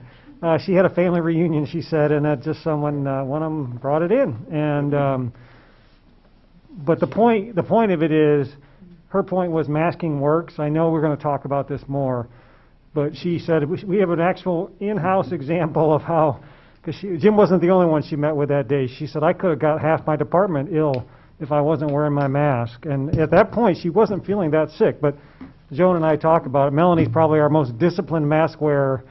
She never hesitates, so we're grateful. I'm sure Jim's grateful for that. So, also, we actually do need a little more time. So, I think I sent you the email. The good news was we had 16 bidders. That's great. That's a great turnout. Their bid prices were all reasonably within striking distance of each other, so that's a good sign too. That means you're not dealing with any crazy wild cards in there on a low bid, low ball kind of thing. They're reasonably well packed. The bad news is the combination of COVID and material pricing even exceeded our. Remember, we raised the architect raised our estimate by $200,000 before we went out on the street. The bids came in about $1 million more. So. What percent is that? Well, $1 million on 7.2. We were anticipating 7.2. We got basically 8.2 to 8.3. So there's conventional legal ways of handling that. Basically, going back revising your bid estimate, going back out on the street, taking bids again, coming back, going through that process. It's a little slow, and I know in our recent conversation. Last meeting, you mentioned how anxious everybody is to keep that project moving forward. We are too. So Hope's been researching if there are ways of expediting that. She's got a few ideas that she thinks are workable. But to be perfectly honest with you, Melanie, she doesn't even rest very well. She's been calling contractors while she's in quarantine at home. She's been calling contractors who bid and getting a better sense of, where was the pricing differences based on our estimate, that the architect did for us, and basically so that we can have a better understanding moving forward. I will tell you, I can't remember if I mentioned it in my email to you, but there are some private companies recently, some big ones have announced they're not going to proceed with their big projects for at least a year because of the pricing. Now, do we consider something like that? I don't have an answer for you, but the flip side of that obviously is, and Rhonda's been working with me on this and our financial advisors, well, what's the interest rates going to do? So we're trying to, it's this balancing act. Is pricing going to go down? Is pricing going to go up? Are interest rates going to go up? Are interest rates going to go down? I think we basically know at this point that the building as it stands is about an 8.2, 8.3, somewhere in that neighborhood. And Melanie said that was one thing she felt good about. By talking to the contractors, we definitely know that that's about the price of the building. And we still have room. That's about $1 million more than we had hoped. We still have room within our debt. Remember, we were going to borrow to do this. And the chart that she sent me, interest rates, the bonds are still at like 1.87. Something, I mean, that is just so low. Mm-hmm. So it's still a very good time to borrow. Not that I want to borrow another $1 million, but if it is what it is at some point. About 200,000, it looks like it's going to be about 200,000 for the demolition. We're still really hopeful to try, even if we wait, if we don't hurry super fast with the bid issue, we do want to move as quickly as we can getting that demo going. So I probably said more than I should because I know enough to be dangerous, and I just want to make sure you knew we're on it, and even though Melanie can't be with us in person, I guarantee you she's been with us. She's a workaholic. I keep telling her, rest, recover. Meanwhile, she's sending these emails about all the things that she's learning in terms of where we are with the bids and what we can do, what our options are. So what we'd like to do, I mentioned this to Mayor, he seemed okay. She'll be unquarantined, I think, by the end of this week. And she is feeling better, so that's a good news, too. We would like to maybe set up a work session prior to the meeting 2 weeks from now. By then, we should have a better handle on some of the financial stuff with Rhonda, some of the information that Melanie's been gathering, some of the information that Hope's been gathering. So hopefully we can kind of give you better options in terms of what we're facing, and you can determine your priorities and your risk level. Everything's such a moving target right now. I know for myself, I felt like by the end of all the conversations, I'm sort of the hub in the middle of this wheel. I talk to each of these people. By the end, my head is spinning, and I'm like, well, maybe just the strategy is just stick to it. Because they're projecting the future is like the weather, right? So I don't know in this COVID environment what's going to happen. Anyways, I didn't mean to. If there's any immediate questions, I certainly can try to answer it. Jim knows a little bit too because he's been picking up the slack in Melanie's absence. But I think I would encourage you to wait probably for 2 weeks, and we'll come back to you with lengthy discussion if that's okay. Are there any questions for Dave this time? So Garrett. what's the limit that is imposed upon a government entity in terms of an amount over a budget that says that's automatically 10%. 10%. So we're at 14% higher right now. Mm-hmm. Correct. Thank you. Yep. Anybody else? John? Well, my advice would be is if the vaccine percentages go up, hold on for a little bit, and if they don't go up, lock something in. Right. Yeah, so just, not to bore you with the details, but the kind of stuff that we're trying to calculate, which makes it extremely hard, typically, it's better maybe to sell the project, go out on the street with a bid, maybe in January, when work is slower, they've finished up their projects. Although, as Jim pointed out, we typically don't get 16 bidders. When people are really busy, you don't necessarily get 16 bidders. So I'm not sure that logic's going to apply in this case. But that's typically a better time to get better pricing. But the flip side of that is the federal government's announced these huge infrastructure projects that's going to have construction going hog wild crazy. Yes. And we've already seen it. Melanie brought it up, the Chief's West Side Fire Station. Yes. She's having a hard time, the contractors are having a hard time getting materials delivered, parts of the mechanical systems delivered. She's like, you just automatically right now are figuring 3 to 6 months longer than you would originally plan, through no fault of your own. So, yeah, there's so many variables, faster, slower, I don't know. In the end, I think we've got a lot of smart people, and we'll give you as best we can of a picture and roll the dice and go with what you think makes the most sense. So a couple of weeks, if that's okay, we'll come back. Mm-hmm. Any other questions? If not, we'll entertain this again in 2 weeks. All right, thanks, Dave. Attendance is Board and Commission. Bridget, you're on.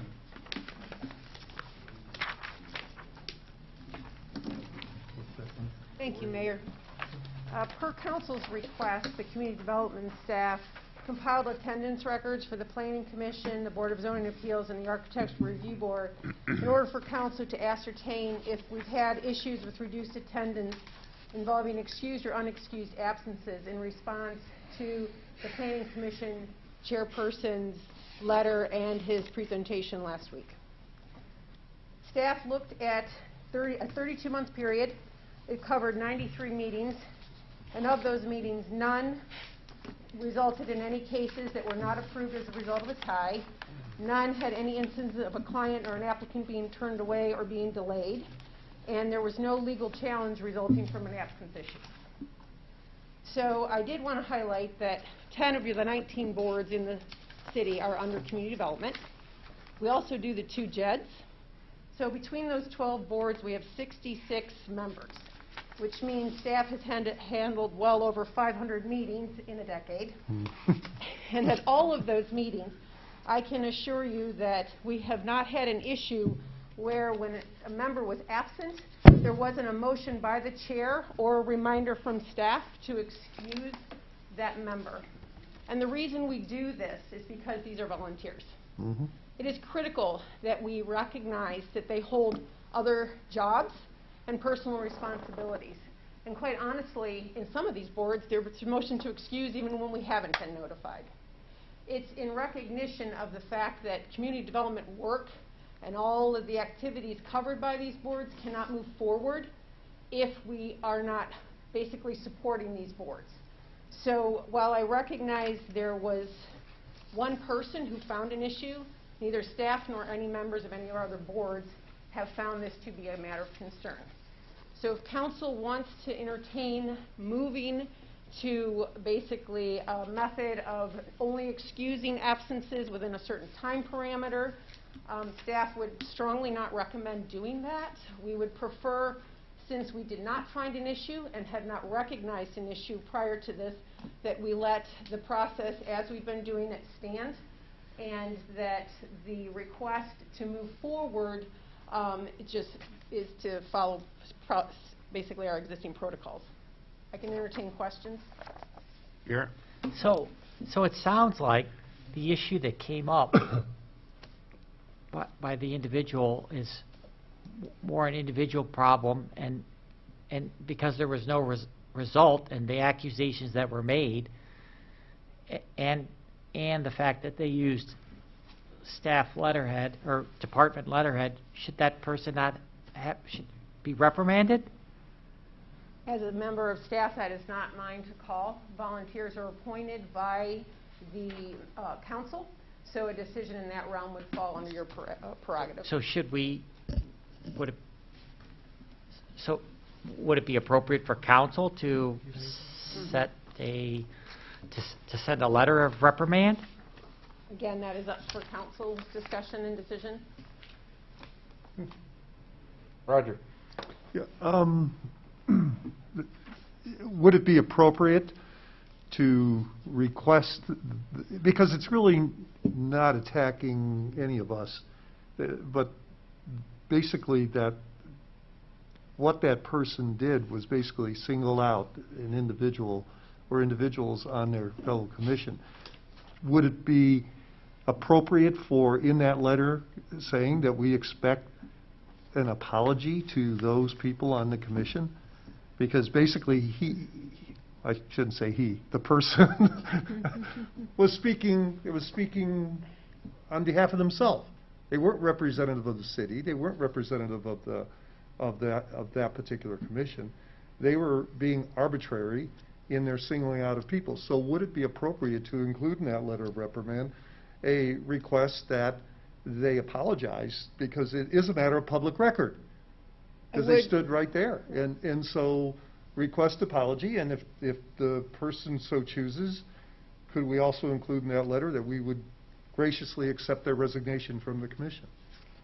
Council has the authority to put anything in that letter. I will say I do have some concerns because of the issue that was raised in his initial correspondence on the unauthorized use of city letterhead, where he has created a divisive environment on Planning Commission. With the 2 members, while not singled out by name, called out in the letter, they were referenced in the attachment. And that did bring staff some concerns, in addition to using the letterhead, some concerns with regards to the professionalism of site plan review going forward. And I also would like to point out that it was a matter of concern for both Eric Fink and myself, who work as the administrative and legal arm of this planning commission, that when we had advised him when this question was raised after the end of a planning commission meeting, well, Eric gave him the legal response, which is that at any point a board member can vote no to authorize an excuse.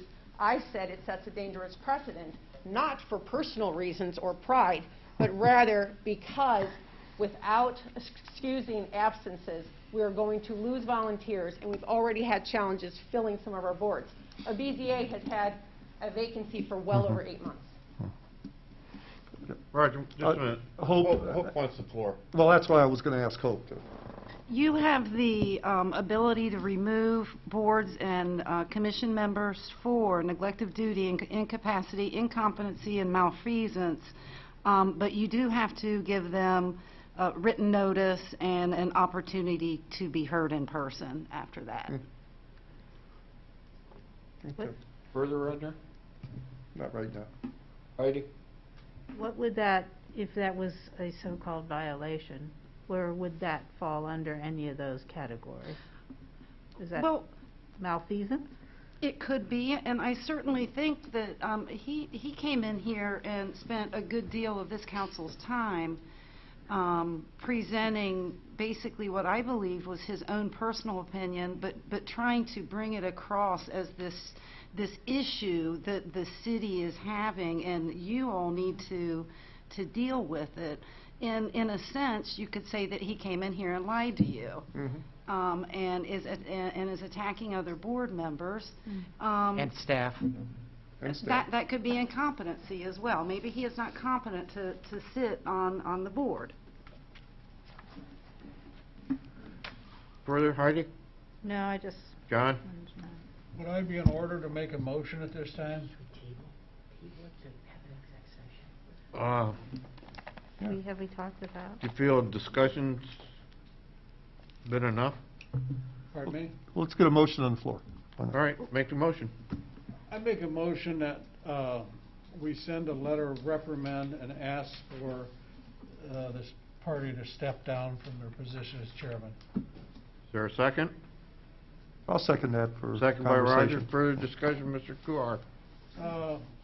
Yeah, there are several things that aren't right in the activities and the actions of this person, and I don't think they represent a committee chair for the city of Kent.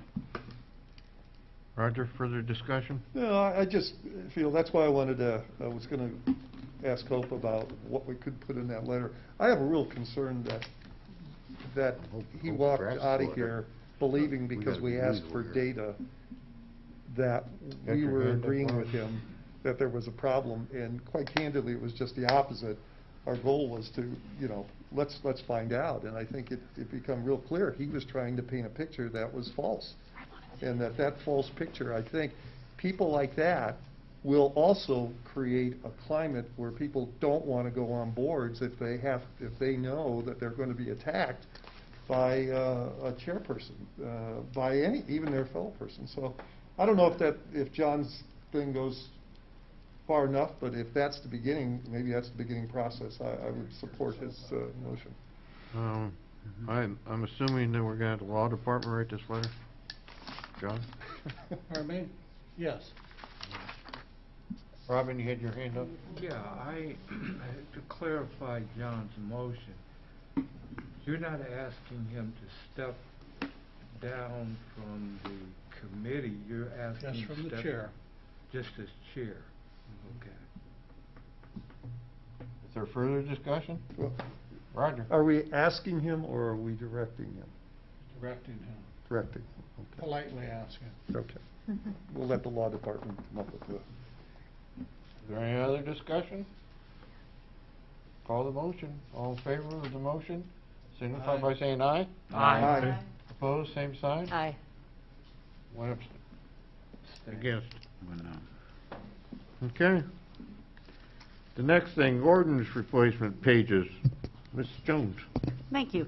This is our yearly ordinance, just to update the codified ordinances, and we got a large packet this year, and what our publisher does is they go through all of the ordinances that you all have amended that belong in the codified ordinances, but they also keep up with the state criminal and traffic laws, any changes, and they make changes to our Title 3 and 5 to keep us up to date as well. Is there any questions to Hope? So is that informational, or you need a motion for this? Need a motion. So, Move to approve. Second.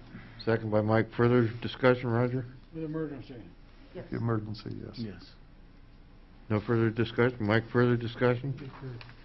Anybody else have discussion? Seeing none, all in favor signify by saying aye. Aye. Opposed, same sign. Okay, thank you. That's it for Committee of the Whole. Community Development Committee, Mr. Kuhar. Okay, we have Bridget Sissel's going to talk about the proposed neighborhood grant program changes. Yes, this should just be a quick, I just want to recap what we talked about because we were kind of rewriting the program as I was up at the mic. And rather than assuming that I had all the details correct, I wanted to put it in a memo to you and highlight our discussion to make sure that I had it reflected correctly. So with the neighborhood grants program, we were going to basically do a blend of what had been the original program with what the more recent adoption was. So of the $7,000 that's annually appropriated for the NGP, we anticipate about $3,500 or 50% that would be used to support the residential developed neighborhood engagement and enhancement projects, which would include those community initiatives such as the parties as well as the physical activities such as like a community garden.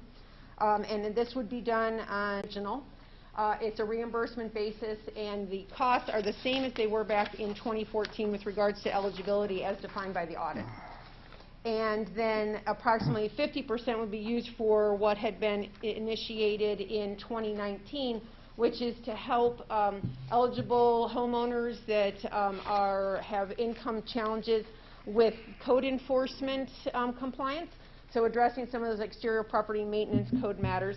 The only change that is in this part from 2019 that we have found when we tried to operationalize it, which I had mentioned a couple of weeks ago, was that we find that sometimes the homeowner is challenged with securing the pricing, scheduling the contractor, and moving forward. So staff is going to assist by taking care of that process in cases where that is needed in order to facilitate the improvement being done. And then we only ask for a little bit of discretion. We're going to stay as close to that $3,500 each bucket, but if we have a pressing need in the code enforcement realm to assist a homeowner, we'd like to be able to use a little additional if needed to support that program. And I think that reflects everyone's input, but if I missed anything, please advise. Okay, questions from council? Mr. John? Is $3,500 enough for the other part of this? Yeah, honestly, a lot of times it's a couple $100s for fixing a gutter or a downspout and things like that. So we have found that a lot of the code enforcement issues, but as I can tell you, even if they have to choose between replacing a battery in a vehicle and putting up a downspout that has been down for a few months, they're going to err on the side of the vehicle in order to get children and to work. So oftentimes they know it's needed, but sometimes it's just that few $100s is more than they can budget, so we would assist. If it was to grow extensively, the city does have the emergency repair program, which we do for stormwater, sewer, or for sanitary and for water. And then, of course, we have our owner-occupied housing rehabilitation program that does the entire inside and out. You have other mechanisms. Yes, exactly. We move them where we can fit them best. I didn't want to cut it short. Yes, yeah. We try to assist where we can. Anybody else from council? Anybody from the audience? Now, back to council. Move to authorize with the emergency. Second. Betty? Yeah, I just want to say thank you. I really appreciate that you heard the suggestions and came up with a workable plan. I understand that this is to some degree an experiment to see how it all turns out. But I very much appreciate that we're going back to having some funding available if and when there are neighborhood-initiated engagement or improvement initiatives. Roger, you have anything? No, just excellent work as usual. Thank you, Bridget. Anything else? Back to council. Moved off, oh wait, we already got a vote. We already got the vote. Call the question? All in favor? All in favor of the motion? Aye. Aye. Opposed? Thank you. Let's get it going. Same count. What happened to the mayor? No, that's your job. Didn't even miss you, It's only Mayor. the council meeting. It happens. You are worth that extra money, because we didn't know what to do when you weren't here. Mr. Bowling, we're going to talk about the right-of-way licensing John could agreement handle with it. Main Street Kent. Thank you. Main Street Kent approached us about 2 months ago, as they're looking to install an art piece on North Water Street coming into downtown. We think it's a highly suitable location. It's in a piece of the right-of-way that's unusual. It's sort of a remnant piece from when the Fairchild Bridge was built. It's got great visibility. There's no utilities in the way. Extremely unlikely that we would ever need that land for anything associated with the roadway. And it adds to the sense of arrival into downtown and coming from the North Water Street area. So, like any of our typical license agreements, Main Street Kent's responsible for everything related to the art piece, from permitting to installation to eventual removal. So we're excited about this, and believe it's a great addition to downtown. So we're requesting council's approval to execute a license agreement with Main Street Kent for this art piece. From President of Council, Heidi. Yeah, who's paying for this? Main Street Kent, and Main Street Kent got a grant to help fund this. Oh. Wonderful. And how much is that grant? The project's costing approximately $10,000, and Ohio Arts Council, I think we got just over $3,000 for that, and then we just had a fundraiser with Tropic Projects that brought in another $3,000, and we have some public art funds set aside to do so. Thank you. Okay. Anybody else, council? Roger? Well, I assume you'd accept donations, right, for this project? Yeah, I figured. Anybody from the audience? Back to council. Move to authorize. Second. Who's the motion? Gwen authorized. Gwen, discussion? Emergency. Oh, I think it's lovely. I love it. Emergency, right? With emergency, yes. I think it's fantastic. Thank you very much for coordinating it, raising the money, getting the grant money. It's excellent. And please extend our thanks to the owners of Tropis, Kelly, and let her know that it's much appreciated. We're all looking forward to it. Looks awesome.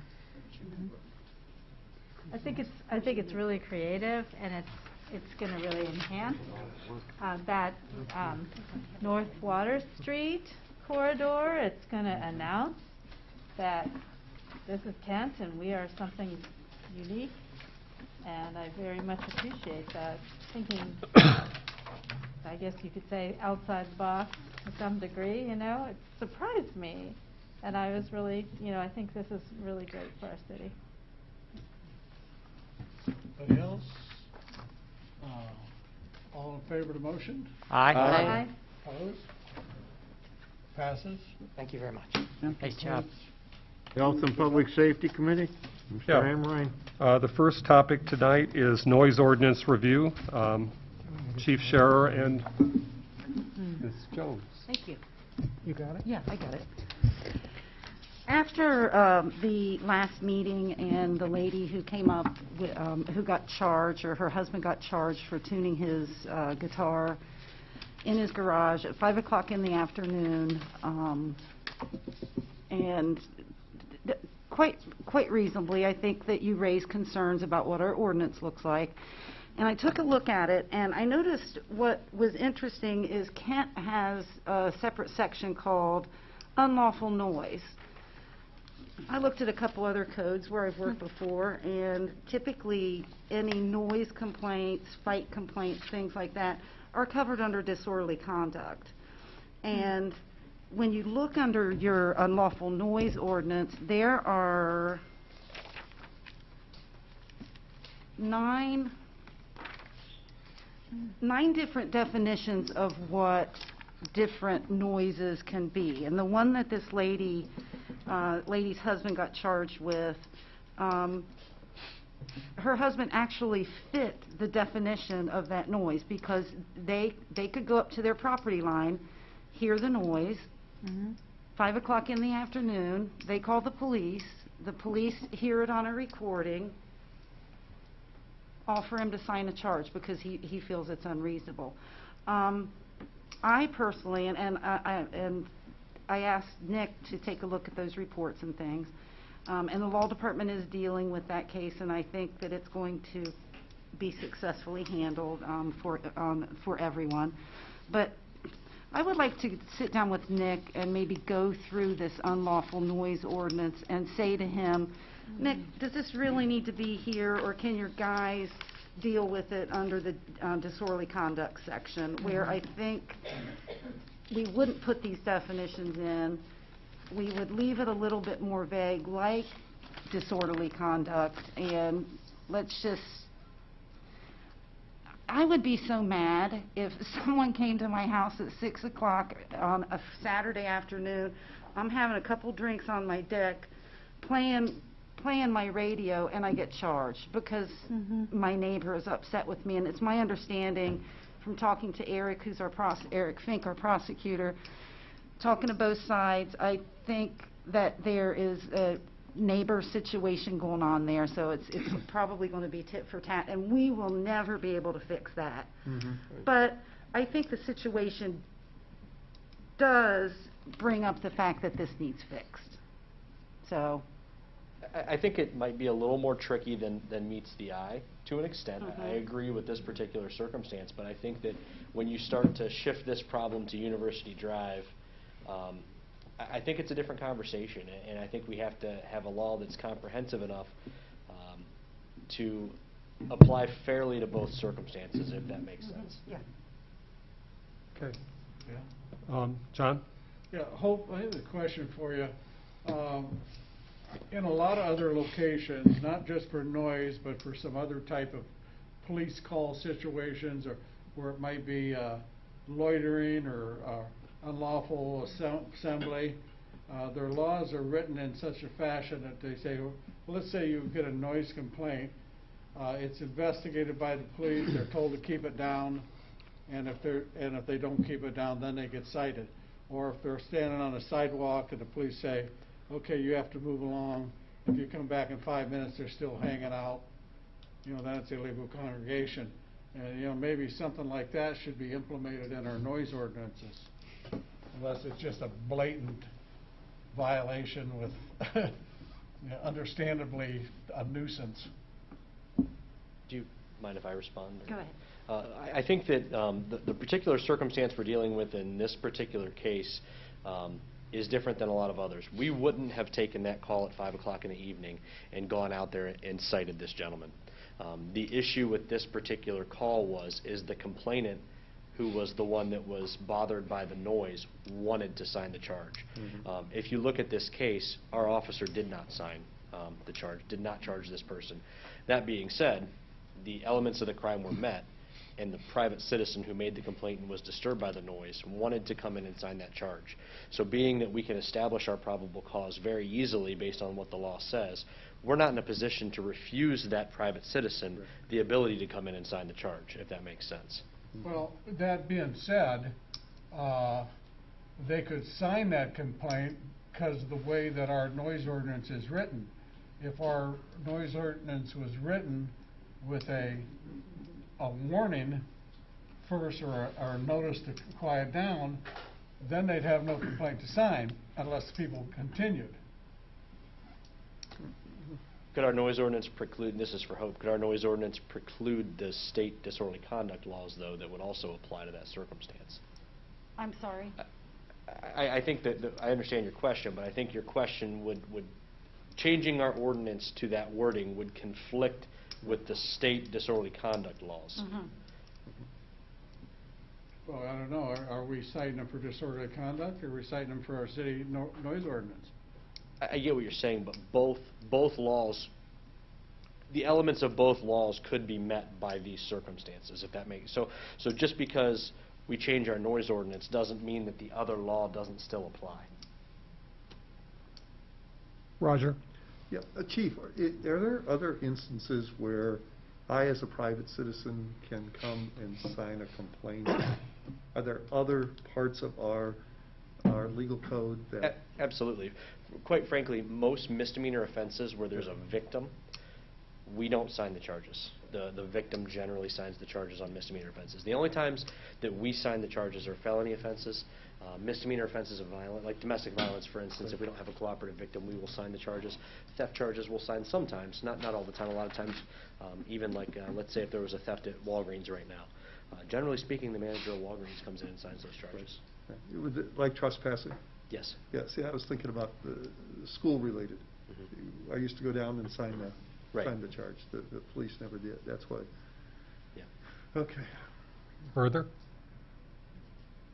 Anybody from the audience? Back to council. I would move that let the law director and the police chief work that out and come back to council with their recommendations. I'll second that. Okay. Discussion? Garrett? Seems like it's in capable hands. Okay. John? No, there's got to be some flexibility and some, you know, I don't want to say justice, but there's some compromise somewhere along the line. Okay. All those in favor? Aye. Aye. Opposed? Let me just say, you can't legislate good neighbors, that's all. Right? Okay. COVID update, mask discussion. Joe?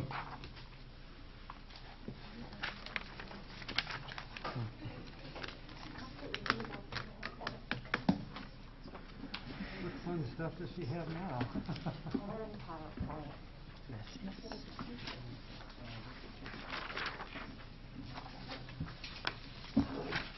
How many we got? Not enough. Nope, need one more. Short? No, we're good. We're good. I've been short all my life.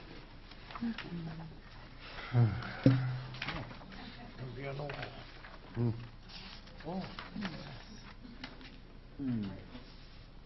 I thought that was good, but it was upside down.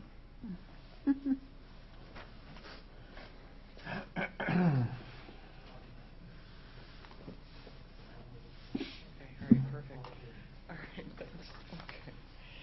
I want to thank council and the mayor for allowing me to speak this evening. I just want to say that I appreciate your trust and your support. So I know probably everybody has heard the news that cases are rising. This I took off the website from the state of Ohio just this afternoon. When I was preparing this PowerPoint on Monday, that red line that shows the positivity rate currently at 11.2% was 10%. So our cases are rising. Also, our hospitalizations are rising.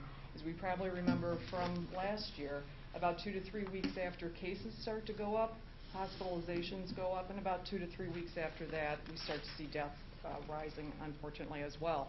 So the blue segment of that graph are hospitalizations. The gray segment are people admitted to ICU with COVID, and then the red or maroon section are people in ICU on vets. Of these, the majority.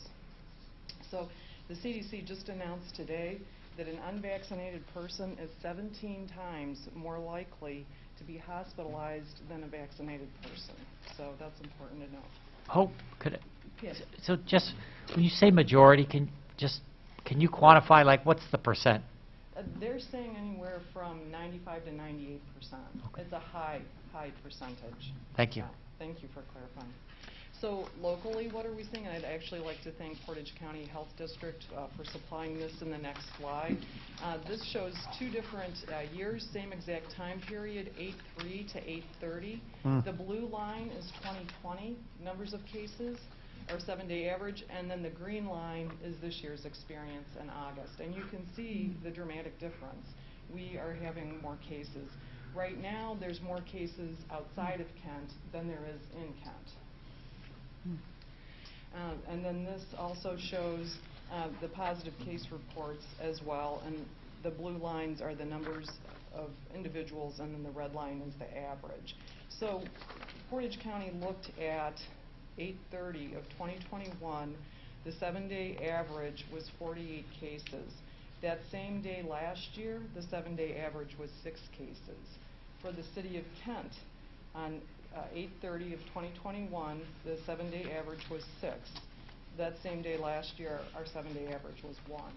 So cases are definitely going up. No denying.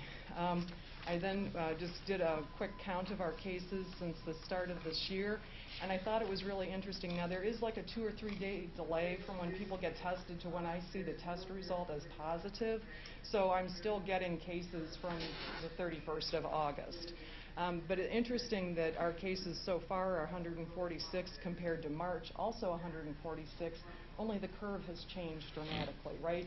In March we were excited because it showed we were coming down, and now we're going back up. So we're more on that exponential side. So that gives you the background for where we are.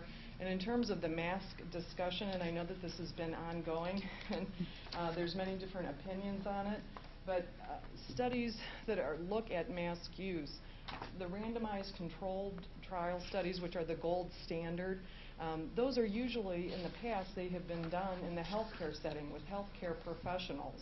So some people will say, are those studies generalizable to the average ordinary citizen out in your community? And there can be some debate about that, but the fact is that we know masks work when they're used correctly. And that doesn't change. As long as you're applying it correctly and wearing it correctly, it's going to help keep you safe and keep people around you safe. There's also some ethical considerations about holding randomized controlled trials during a pandemic in terms of, do we put a population at risk? And even with the vaccine trials, there were people that were excluded from those trials through the ARB process because we have to protect them.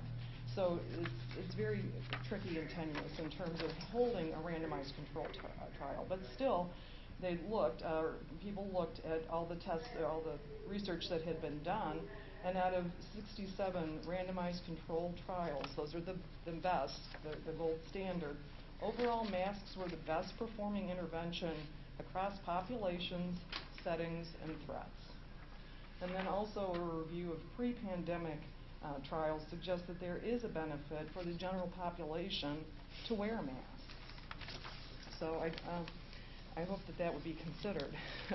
I would also like to clarify some points about mask wearing. I know some people say, well, whether you're wearing a cloth face covering or whether you're wearing a mask, there's gaps in the weave that are big enough for individual virus particles to escape. And in terms of size, that is true, but in terms of practice, that is false. So we know it's not like a pea shooter. These particles, the viruses are not coming out of our respiratory tract individually. They're coming out in clumps that are kind of grouped together with other respiratory secretions. So these particles are actually much larger, and they are trapped inside the mask, or they're prevented from entering your respiratory tract on the outside of the mask. So again, if the mask is worn correctly, and it's changed at least daily and when needed, it's going to be very effective. This just came out last week in the CDC. It was an early release article about a teacher in Marin County that was unvaccinated. She or he unknowingly came to work ill, read aloud to the class, didn't have a mask on, and there was a 50% attack rate in terms of who got sick in the classroom. So this is not just a great study in terms of wanting to sit in the back of the room. This is a good study in terms of knowing that unvaccinated people pose risk. Unvaccinated people who don't wear masks pose a great risk. So we want to make sure that we're not being risky. Many schools, even schools here in Portage County, went to an optional approach to masking. Some of those schools had to close because they had such a high degree of illness and quarantine that they couldn't hold classes. And most of those have now gone to a mandatory mask scenario for their schools. So in terms of mitigation strategies, I feel like my stance has been pretty clear. I feel like, vaccine is safe and effective, we should take it. Masks are simple to wear, they are effective, we should wear them when we're in situations where they're called for. We should also wash our hands and try not to get too close to people that we don't associate with on a daily basis. We know that multi-pronged approaches have worked and have curbed surges of COVID. Mitigation strategies should be in place for longer periods of time rather than shorter periods of time, which is hard because we feel like we've had enough, but sometimes a little bit longer is better. Early placement of strategies is more effective than late, and that makes sense. So the timing is very important. Certainly a mix of strategies is better than relying on just one. So the more tools you have in your arsenal, the better prepared you are. And then it's also important to be aware of your geographic setting, because you can have all the mitigation strategies you want, but if people are coming and going, people are going to carry disease. So we have to be aware of that too. So I know in terms of the state of Ohio, of course, Yellow Springs, they reintroduced their mask mandate. It's unenforced. Athens also introduced a mask mandate, unenforced. Oxford was voting on it, but I guess they were one short on their city council, and so they were unable to pass it, but that person said, if I could have been there, I would have voted for it. Columbus also passed a mask mandate, but then because of Senate Bill 22, that ties the hands of health commissioners to put blanket orders in place over whole populations, they actually changed it to an advisory. So I think that that's something that also has to be considered. Evidently, in the past, the council has felt it's not really worthwhile to have laws in place that cannot be enforced. There's no enforcement behind this. The governor has been very clear in stating he will not mandate. So in the past, when council acted very proactively, and then the governor followed suit, you had that to fall back on. This time, I don't think you'll have that luxury. So that's also something to consider. How would a mask mandate be enforced? Okay. Questions, John? John, the virus itself, what is its lifespan once it's emitted? I mean, how long does it last? How long will it stay alive on a surface, in the air, in a sponge? On the surface, not that long. And that's why if we remember early on, back in March, we were afraid to even open our mail, like we wanted to have it sit because we didn't know if it lived on surfaces. We were doing extra cleaning. I think the extra cleaning is a good thing, but just a couple of hours on surfaces. Usually droplets have a hang time of about 15 minutes in the air. Where aerosolized particles are much longer, 2 to 3 or 12 hours. So it's not 72 hours anymore? No. So I can eat the orange? You can, yeah. I'd still wash it before I peeled it. Heidi? Don't eat the apple, John. That got us in trouble the first time. The other stuff. It's the other stuff that'll kill you. Portage County has a pretty low vaccination rate in comparison to the other counties in Northeast Ohio. I was reading that. It's very depressing. I don't know if there's a difference between Portage County and Kent. And then when you add the students in that have just come back to the university, do you know what their vaccination rate is right now? I know that they're going to be mandated by December, but there's a period of time right now. So that's a great question, Heidi. Thank you.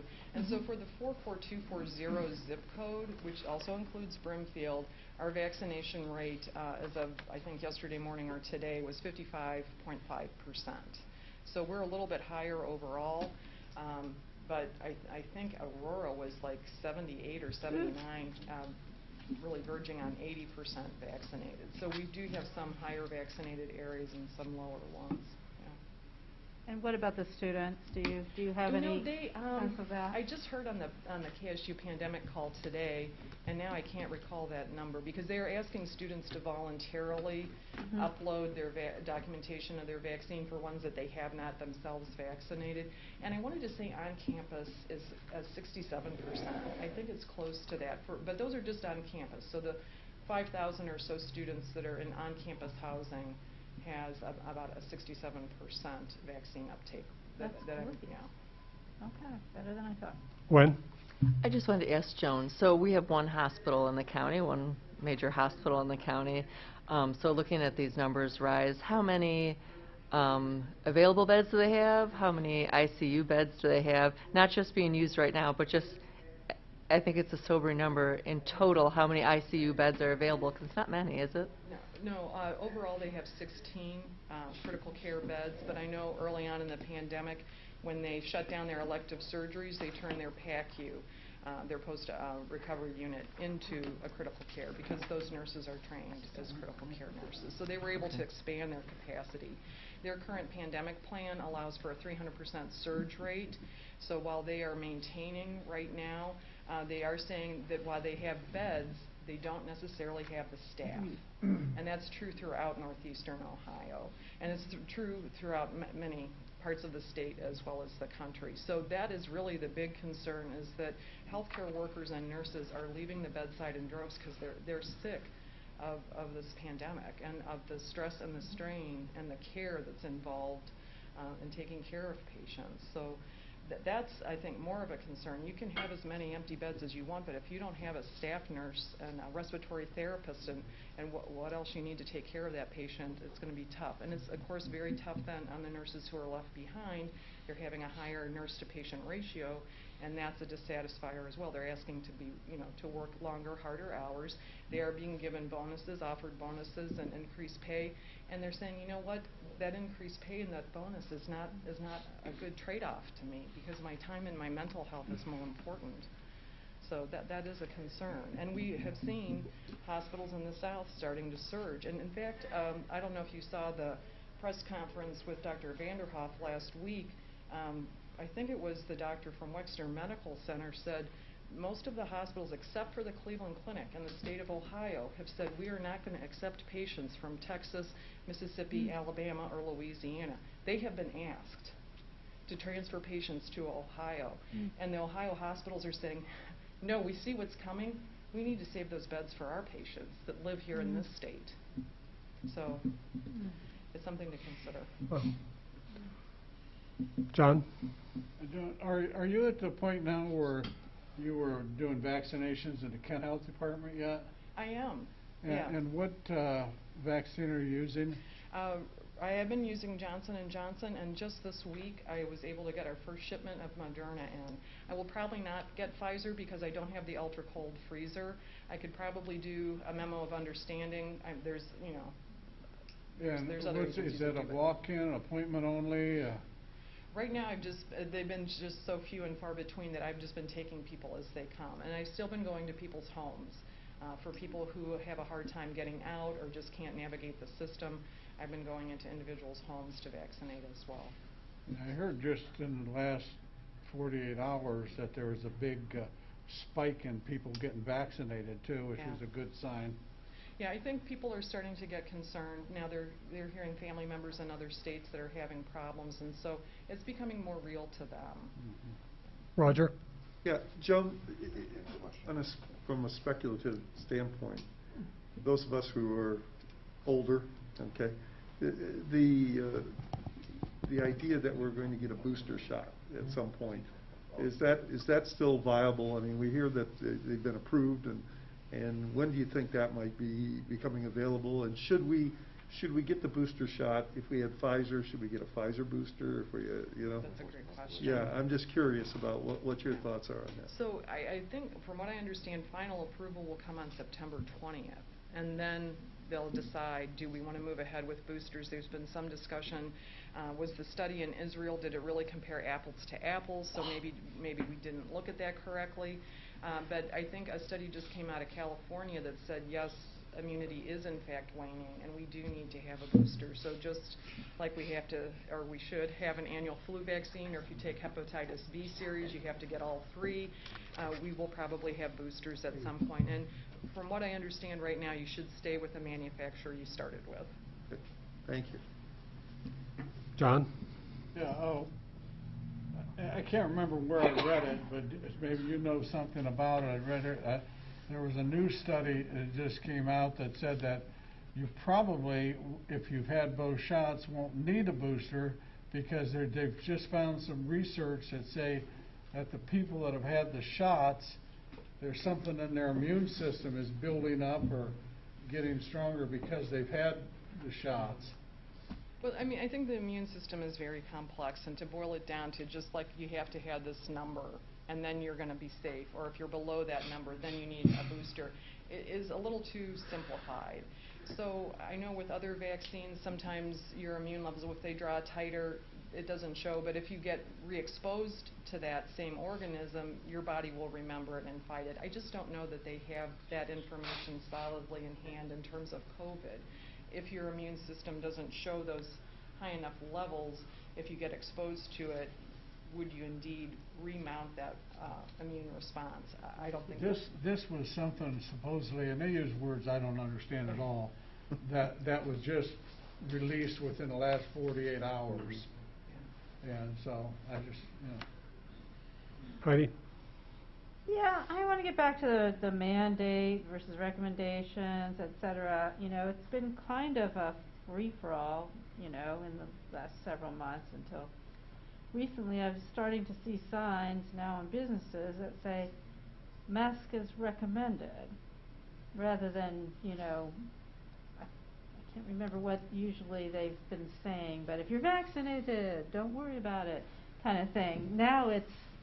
Now for some, it's masking is recommended. I haven't seen any required except in medical settings, but you know, I don't get out that much maybe. What do you have a recommendation right now? And if not, where would your benchmark be for like having masks be recommended versus letting people decide completely for themselves versus mandated? I mean, honestly, I don't know that we always risk assess appropriately. We think that there's less risk when maybe sometimes there is more. The governor dropped the mask mandate, I believe it was June the 2nd, but it was kept in place across the nation in healthcare settings, long-term care, as well as public transportation. So that's everything from school buses to taxis to, you know, to other buses. So in terms of my recommendation, I mean, I wish that we were all personally responsible enough to know that it's simple enough to wear a mask and just put it on when we're indoors. But evidently there's some other opinion on that. So I don't know, as the health commissioner, I feel like the literature is clear. Masks help. It turns things around. But in terms of making a mandate, like I cannot do that. Senate Bill 22 tied my hands, so I can't. But I mean, but I think the stance is clear that masks help. So are you going around recommending, or are you just now being kind of... Through the Unified Command Team, we have strongly recommended and encouraged, knowing that there's really no enforcement we can do, but that, again, we support wearing masks. Yeah. And individual businesses They can make their own require. mind up, yeah. Yeah. Are we requiring a mask right now here in this setting? I believe that it's Strongly recommended. That's what our signs say. Yeah. And if I can, I meant just to jump in, because, Joan, this has obviously been a point of a lot of discussion. Because Joan will be the first, and she said it here tonight, she's fully transparent. As a public health official and the commissioner, she would absolutely love to see, you know, short of personal responsibility that people don't, she would love to see a mask mandate. And as a Unified Command Team, we've talked about that, and we even talked about it today. How do we convey to council our position on this? So the command team is myself, Joan, and the two chiefs, Bill and Nick. And then there's a whole bunch of other folks that are involved too, but ultimately we're the vote setters. And, you know, actually Hope weighs in a lot on this issue because of the legality side. And it's the same conversation we've had with Dr. Dyken at Kent State. It's the same conversations that they have. It's the same conversations that Joan has had with George Joseph at the Kent school systems. And I think I think how do we end up with it today, Joan? We said we want to make sure that council understands that the Unified Command Team supports masks strongly and probably supports a mask mandate, with the exception that we don't have the ability to enforce it. So on the practical side of things, we as staff don't generally recommend rules that we're not going to enforce. So that's our only hang-up at this point. You've heard examples of other places that have gone ahead and put it on the books and they make a political statement, and that there's no, I don't think we say there's harm in that, other than there's contention around this issue and it just pushes some buttons. But I did read today an article that said 52% of, I think, businesses in Ohio are now in a survey saying that they are likely to adopt mandatory masking if things don't change in the next month or two. So part of me feels like if indeed everybody starts adopting these, being another part of that, whether it's enforceable or not, is not a bad thing. I don't know. I mean, did you want to chime in? I mean, you're the backstop on a lot of this stuff, because she's like, just understand, I mean, everything we do, we could get sued for anything we do. So it's not like threat of a lawsuit's the end of the world. That's what she's paid to advise us for. But she's like, if somebody tried to challenge it, I don't see a lot of legal basis for us to win that. Right, right. And it's also, sometimes I go back and forth between, sure, you can mandate masks with no enforcement, but what's the point of having a law on the books that you can't enforce? But you did it before. You did it back in the fall, and I think you heard from the chief of police. He was like, "We do not want to be mask police. Right. You're not going to do that." Robin? Yeah, and initially, I supported the position of not doing something we couldn't enforce.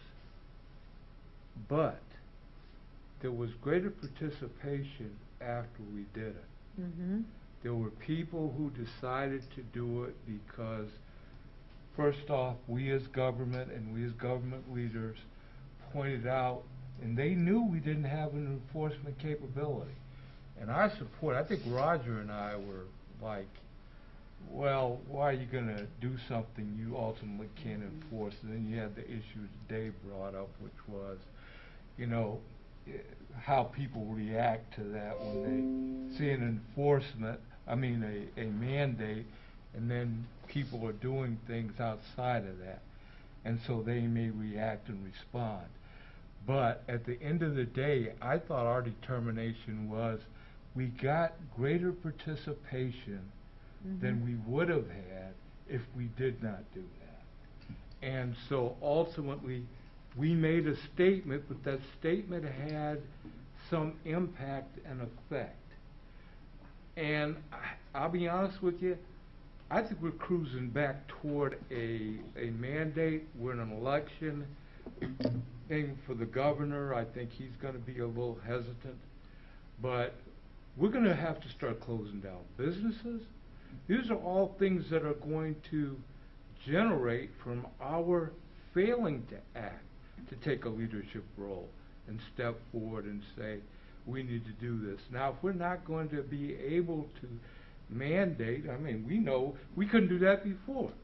We weren't taking anybody out in handcuffs. But there were people who went, I watched today, the number of people going in and out of stores with masks on. We have to take a leadership role in stepping forward and acknowledging we've got a problem here. And this problem is going to metastasize. It's going to start affecting businesses. It's going to start doing all those things that we were fearful of happening because we did not take action before. I think that quite frankly we ought to make a statement that we believe, as the command center did, I forget what they call them, Dave, but that this is the most appropriate action to take now, that we believe our residents should be doing this now. We're going to mandate it, although we can't enforce it, because it goes to the public health and well-being of our citizens. We should take a stand on that. Further from council? Heidi? Well, to piggyback on that, I have to say that it's true that I think that I remember being thanked by some businesses saying we couldn't have done that on our own. We really needed the leadership. And they have employees to protect. Do you have any questions or comments? But is it a question? Sorry. I guess my question is, does it make sense? Can we make a statement like Robin suggested and put it out there? We could say, even short of mandating masks, we strongly recommend that all businesses consider enforcing or having a mask mandate. Roger? Requirement. Joan, I want to make sure I have this right. Kent State University, are they requiring masks? They are. They've mandated masks? Yes. Kent City Schools, have they mandated masks? They have. And so, it would seem to me that we have two of the, those two entities are extremely large in terms of the number of people that are being impacted on a daily basis. And it would seem to me that they're going to have the same difficulties we would with enforcement. I can't imagine that President Deichen doesn't have sleepless nights trying to figure out what's he going to do if 1,000 students on campus say, "No, I'm not going to wear this mask." I think everyone's facing that. Robin brings up a real good point, and I know I'm building on my question, Garrett. That brings up a good point. The word mandate seems to be the big issue with most people. I don't think it's the mask wearing. I see more and more people wearing masks in stores and everything, and but that term mandate, it's become a hot button. I hate to use that expression, but that seems to be a hot button issue. I can't imagine that our business community isn't scared to death. Savvy business people are doing smart things to keep their customers healthy and keeping their employees healthy and doing everything they can. So the question is that maybe we're following, we're not really leading, because I see our school systems and our university already taking this step. So something that you might want to think about.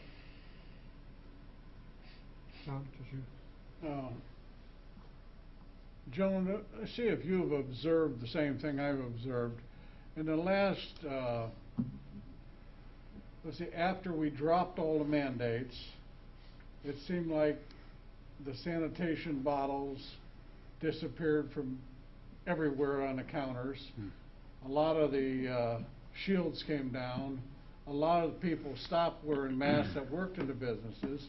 And then in the last month or so, have you seen, like I have, more people starting to put their masks on when they go out in public again?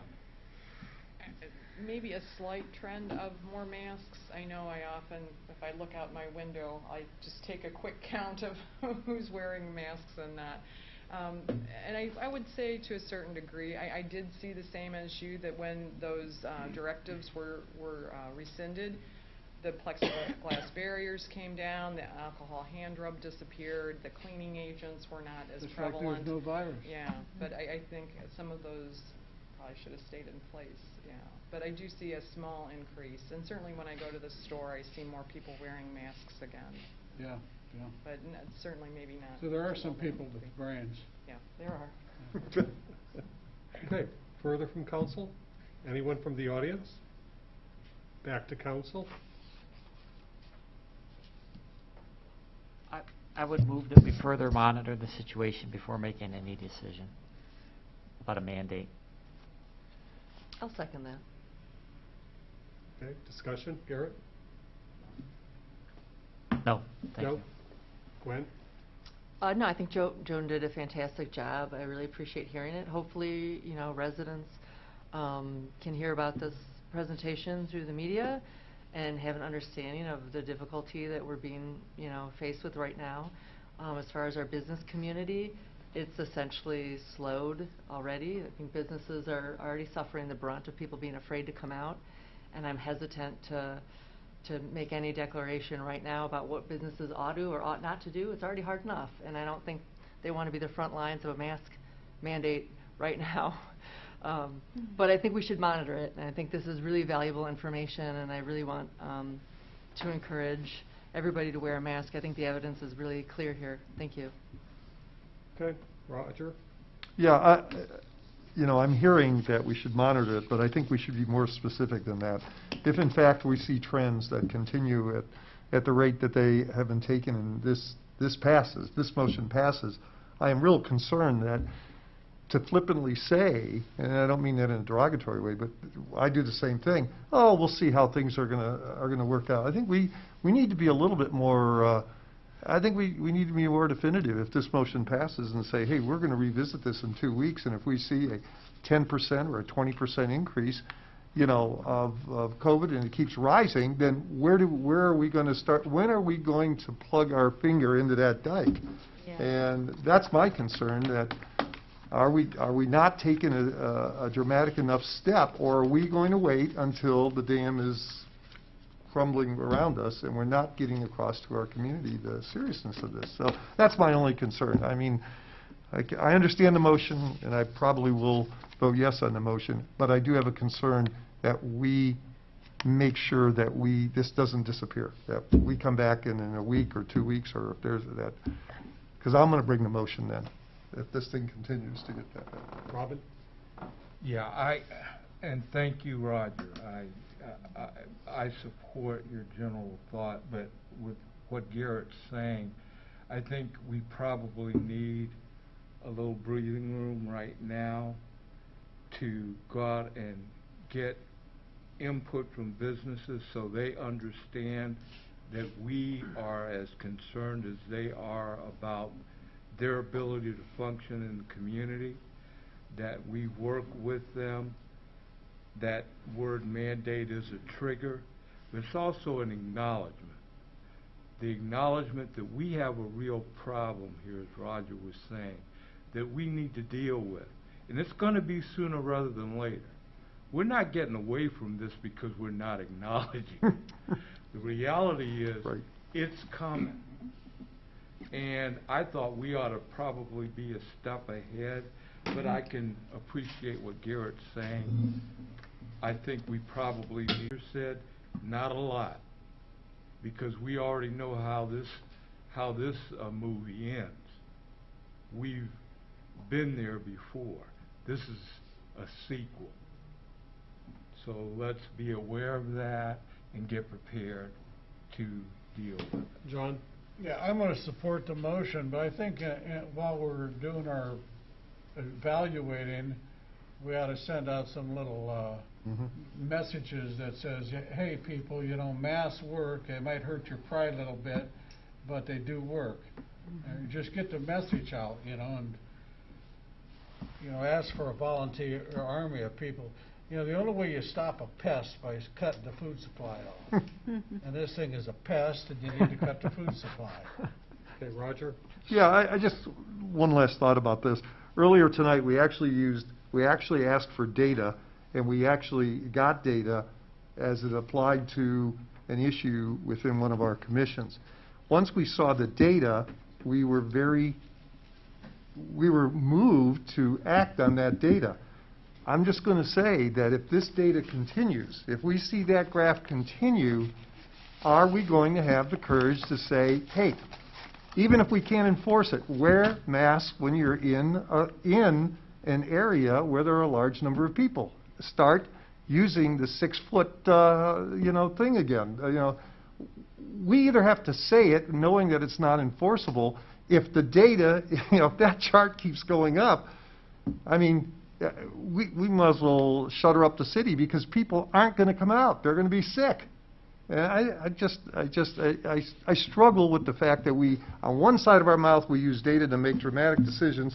On the other side of our mouth, we say, oh, no, the data isn't quite significant enough. So that's just my concern. But, you know, like I said, if the data continues, I'll be back here with a motion, I guarantee it. Heidi? Yeah, I mean, I don't know that I support or not support the motion, because it seems like a non-motion to me. I mean, of course we're going to monitor, you know, I mean, but I'm kind of with Roger in the sense that we need to have where is the line, and I would like to, I don't know if we need to propose an amendment or something like that, but have a sense of understanding that maybe our command center could bring, you know, some statement that we can get behind or not, that would be more of an action than monitoring, because of course we're monitoring. So we're going to monitor and see how things are going in 2 weeks. We should have some sense of where we are and whether we're ready to act and what that action might look like. So that's kind of, I guess, what I would like to say, if not an amendment, but then just, you know, to put some more gravitas behind what some of us are saying needs to be considered. Okay, we have a motion on the, Can I just say one No, more thing? point of order. You can't. Sorry, okay. There's a motion on the floor. All those in favor of the motion say aye. Aye. Aye. Opposed? Okay, passes. Mr. Chair, Yes. I would make a further motion that the administration utilize the social media sources that we have to disperse the information that we've got today, and mentioned, not mandate, mention the responsibility or the effectiveness of masks to the public as a preemptive measure to hopefully get more people to wear masks. Second. So my comment on the motion is, you know, it's such a divisive issue, and it's the theater of the absurd to say we're going to make a mandate that we can't enforce. So you're not going to win any converts by coming out with a mandate that you're not going to enforce. And I think you have to at least acknowledge that political environment. And I think this is a good way to say, we want you to be responsible, we want you to know the data, and the data seems to support that wearing masks is a smart choice, and let them decide what they want to do from there, because that's ultimately what America's about, is choice. And I think that this would be a good way to advise people of what the data is, and give them an opportunity or just another opportunity to say if for them to consider wearing a mask. Okay, thanks, Scott. That's all for the health Why department. why don't you add vaccines on with the masks and that That's- newsgram? Oh, you second. I think you already seconded. Didn't we already vote on this? No, we're in motion. Another motion. Oh, another He made a further motion. Yes. About public... Educating the public. Okay, do I have a second to that Yes, motion? Heidi. Heidi did? Any discussion? That was my discussion Right, post. okay. Okay, all those in favor? Aye. Aye. Opposed? Okay, thank you. That's all for health.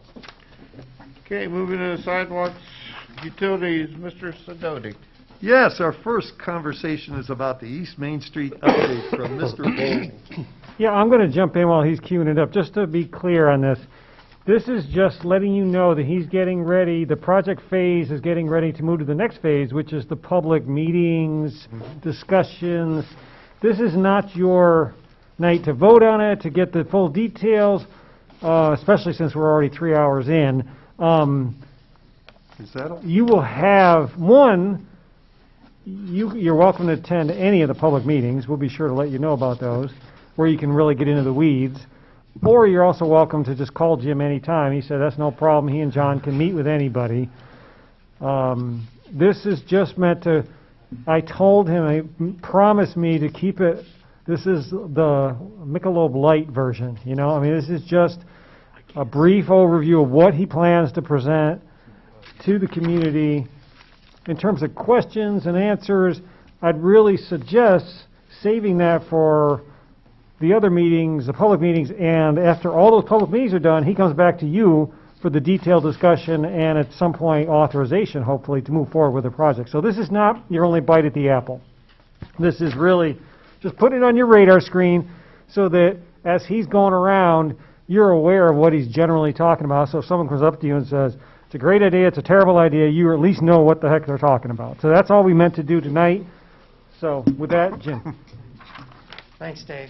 I'm going to try to keep it brief, like Dave said. So what you're going to see today is 18 months worth of effort between the city staff, Citizens Advisory Committee, the stakeholders, PARTA and Kent State, as well as our funding stakeholders of ODOT and AMATS. So it's a long process. There were actually 12 citizens meetings on Sunday night, and I'm glad Mary's here from that committee. She was at, I believe, almost every one of those meetings through COVID and before COVID. They put in a lot of effort. We know it's a long process, but it ends up with a better recommended alternate, which is what you're going to see tonight. So I'm not going to restate what Dave just said, so let's move forward. So as we look at the alternate, it's important to know what's causing the safety problems out there. We've already talked that this is the worst crash corridor in Summit and Portage County for 3 years running. So in looking at the crashes, what it comes down to is there is some congestion in that area. It's managed, and it's not overwhelming, and it's caused by not just the volume of traffic, but also by some specific things in this area. High volume of pedestrians, the amount of buses that use the corridor and block the outside lane, and something we call poor lane utilization. When you're traveling westbound and you hit the intersection of Main, Willow, and 59, you don't want to be in the outside lane if you want to stay on 59, and most people go on that direction. So basically, we neck it down to one lane to make that movement. So that's causing a lot of the congestion in that area. The other thing that causes the problem isn't too much of something, it's a lack of something. It's a lack of access management. Basically, when you drive down that corridor, you pretty much can make a left turn wherever you want, turn out left wherever you want, at least physically. There's signs saying don't turn left coming out of Wendy's, and we see 5 crashes, people turning left coming out of Wendy's. Okay? You have signs saying don't turn left on the Willow from 59, but it's just a sign in the end. So, and when you add those two things together, what it really comes out to, that in short, drivers have too many inputs with too many options, driving at too high speeds, and then someone makes a mistake. And that mistake ends up in a crash. And you see that from the crashes. There's a higher density of crashes as you're farther west in the commercial area than when you move east on the east end of the project. So those are the problems we have to solve with this alternate. So looking up on the screen is street view. It's basically coming up with a boulevard approach down East Main Street. The existing road, 64 feet wide, 5 lanes of traffic, a sidewalk on the north side that's small and adjacent to the roadway, which means most people don't use it because it's uncomfortable to walk next to semis driving down the road. And then we have a nice facility on Kent State's campus on the south side, which is an 8-foot path with a generous area between the road and the sidewalk. The new layout will take the road and basically move it south. Okay, create a tree lawn between sidewalk on the north side, put in a 4-lane boulevard, 2 travel lanes in each direction, an 18-foot wide median. It won't be like the median on Summit Street, which has no curb. This one would actually have curb on it. And then on the south side, widen that 8-foot path to a 10-foot path so it serves as a shared use path bike trail, no different than we have outside of this building right now, and it would connect to this building and connect all the way to Horning Road on the other side. This then provides significant access management, as it prohibits people from turning left into and out of different areas. So how do you make that functional? Okay, it's one thing to say to put in the boulevard, it's another thing to make it so that people can actually access their properties on the north side and get to where they want to go. We got to make sure it actually moves traffic without causing congestion. So that's what's shown on the image above you. There's a couple things that really stand out that, besides the tree-lined boulevard, that people bring up, and you can't get away from the fact that there's 2 roundabouts proposed in this alternate. We did look at signalized versions on those ends with also a U-turn treatment. We spent a lot of time with the committee and with the stakeholders evaluating that. So you can see we actually came up with an alternate with a signal compared to one with a roundabout. And we basically came up with a decision matrix. I'm not going to go into the details of basically, there are certain aspects that would be ranked positive and some would be ranked negative. And we ended up scoring them, and they came out like this. A signalized version didn't score very well relative to the roundabout. Now, to make it fairly stated, things as they are even worse than the change we had proposed. Okay, but when you start looking at that, it was pretty much unequivocal. All the benefits from the roundabout would get us farther along the goal that we were trying to achieve with the purpose and need that council approved. The other thing is, yeah, I'm sorry. Well, I noticed on, when you go out Summit Street on the roundabout, when you get the heavy traffic from the school letting out the workers, the Summit Street group seem to try to overpower, you know, the circle. They don't give a break for the other roads coming in. And you're talking about Main Street and that. How do you allow equal access to that circle when you have a group of people that think they are the only ones that have the right of way? So on Summit Street, when we noticed what causes any congestion on Summit Street that we've seen is actually when classes let out at the Schwartz Center. There's a 300-student auditorium, and at the beginning of the fall semester, when all the kids are actually still going to those classes, they exit class, they hit the crosswalk, and it's like a football field long full of students. And they stop traffic on Summit. Then after they clear out, what ends up continuing to stop traffic from flowing is not the roundabout, it's the signal at Morris Janek. Because the signal changes so that the 2 cars on the side road can go while the 30 cars on Summit wait. Well, I'm talking about up. No, and that backs up to the roundabout, whereas we've never seen traffic on any of the side roads being held up at the roundabout, because each leg at the roundabout is a yield condition, okay? And they can go as long as there's no one waiting to turn. So, I'm sorry, they can go as long as there's no one in the circle. Yes? One thing I'm seeing right now, and this will calm down, I'm sure, when you say that students stop going to classes or whatever, but right now, in the current situation here, is that there's a backup from Lincoln that's backing up into the intersection. In fact, I sat at the light a couple cycles, waiting for that leg to clear at Lincoln. So are you going to be putting in a different timing system for the lights that will keep that intersection fairly clear so it won't back up into the roundabout? Sure. We put together a traffic model of the existing conditions and then calibrated it to the existing conditions. Now, there are certain things that happen in this system that will cause backups that are not expected and not usual. One is a semi delivering to the Starbucks on that outside lane would block a lane of traffic. Another thing that would cause the signal system not to function as efficiently is a response call from the fire department, and they preempt the signals. Another thing that would stop it is a bus, stopping in a bus stop. That we can easily deal with, because we're going to be pulling off bus pull-offs so that buses will actually stop off the roadway and allow the 2 lanes to go through. So we will address it as much as possible, but there's a couple issues, specifically with the preemption for the emergency vehicles, that when they go through, they change all the cycles that the signals are running at, and then it takes like 5 minutes for the cycles to get back into its normal routine. If you hit one of those, you could see those things backing up, especially if it's in the peak hour. It's usually easy to see that there's a little white light on the mast arms, and if you see it on, then you can say, okay, something happened.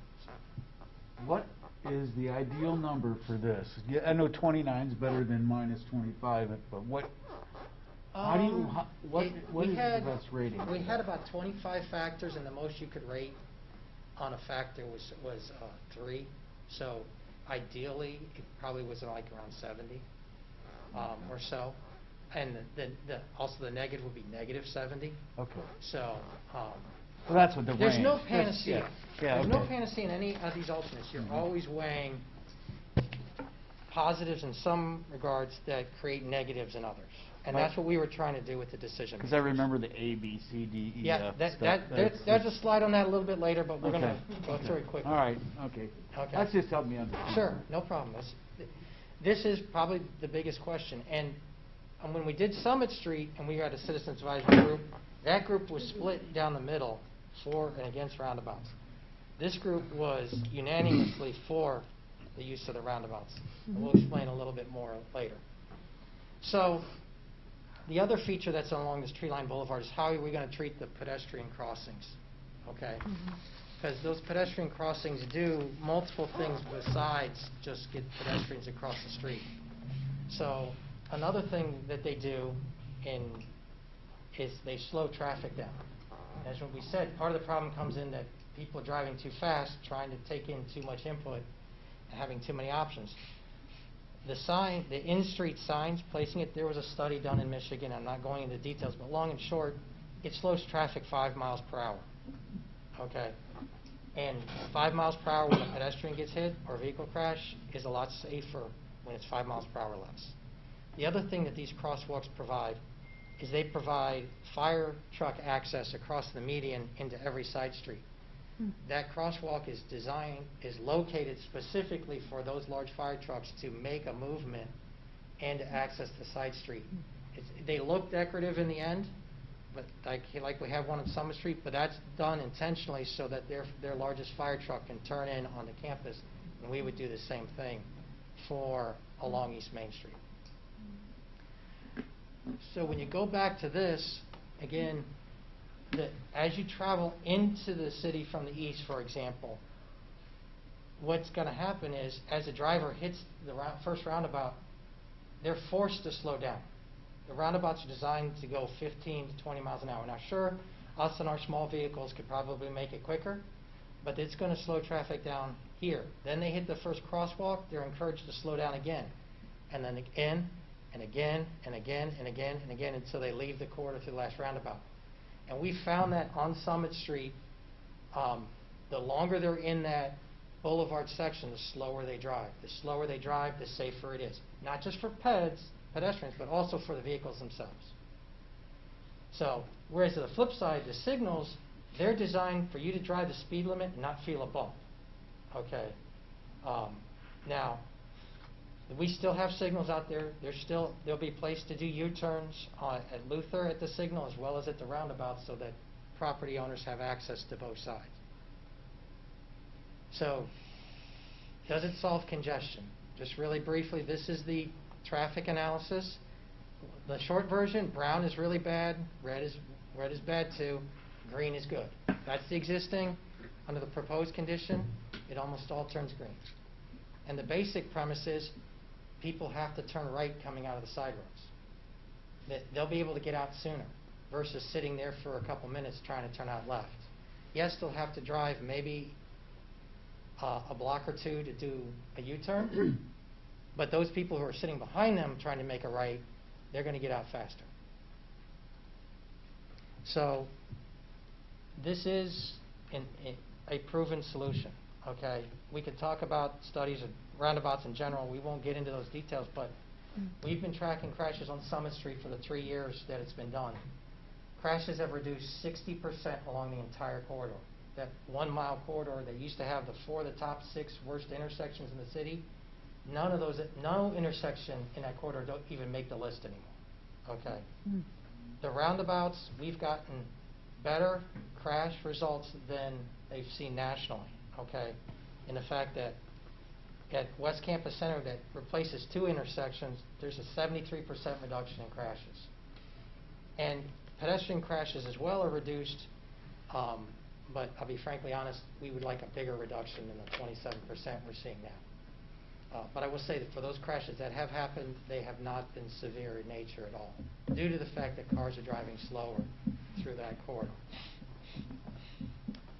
One other thing I want to touch on is part of the design of this is try to enhance the neighborhoods that are adjacent to it. How do we prevent cars from leaving Main Street and cutting through the neighborhoods?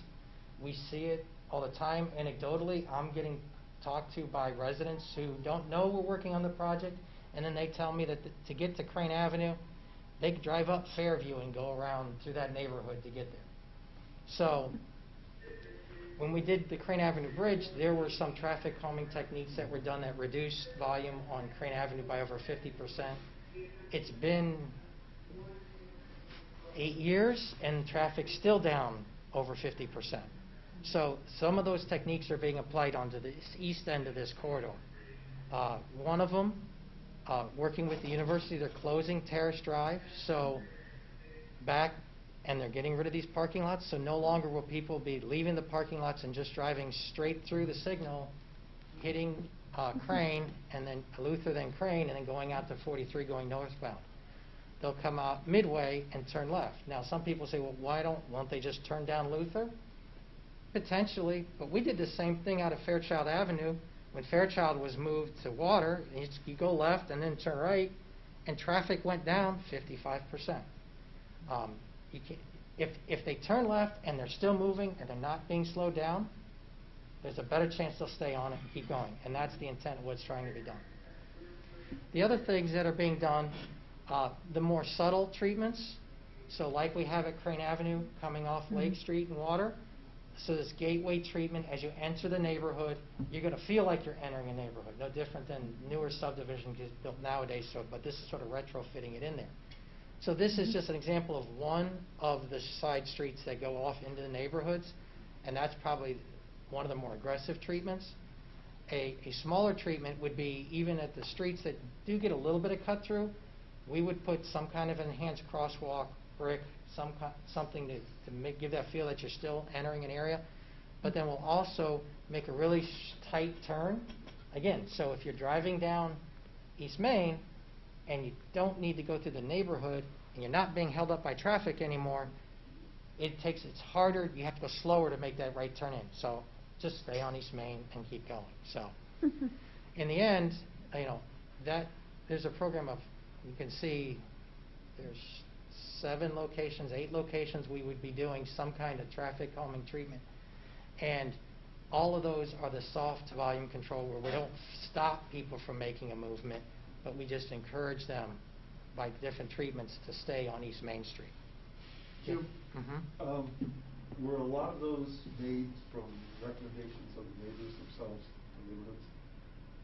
In other words, were those things that your department came up with, or were those things during these meetings that evolved from the neighbors themselves? It evolved from the neighbors themselves. So the citizens had great input. The citizens had great input. The citizens said very specifically in the early meetings, they did not want people cutting through their neighborhood any longer, okay?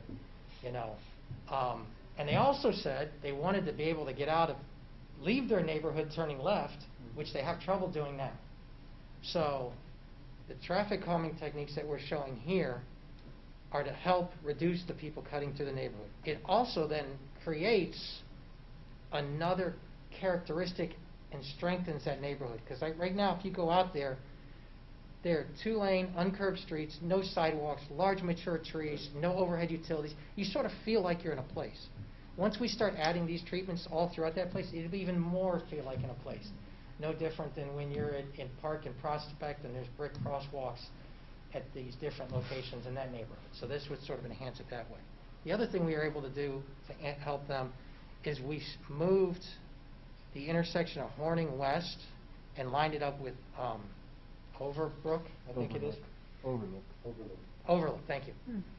That allows them to now make a left turn, leaving the neighborhood at that end, which is a positive thing as well.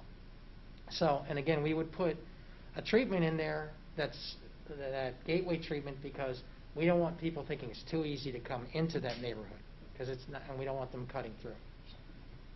So yes. Yes.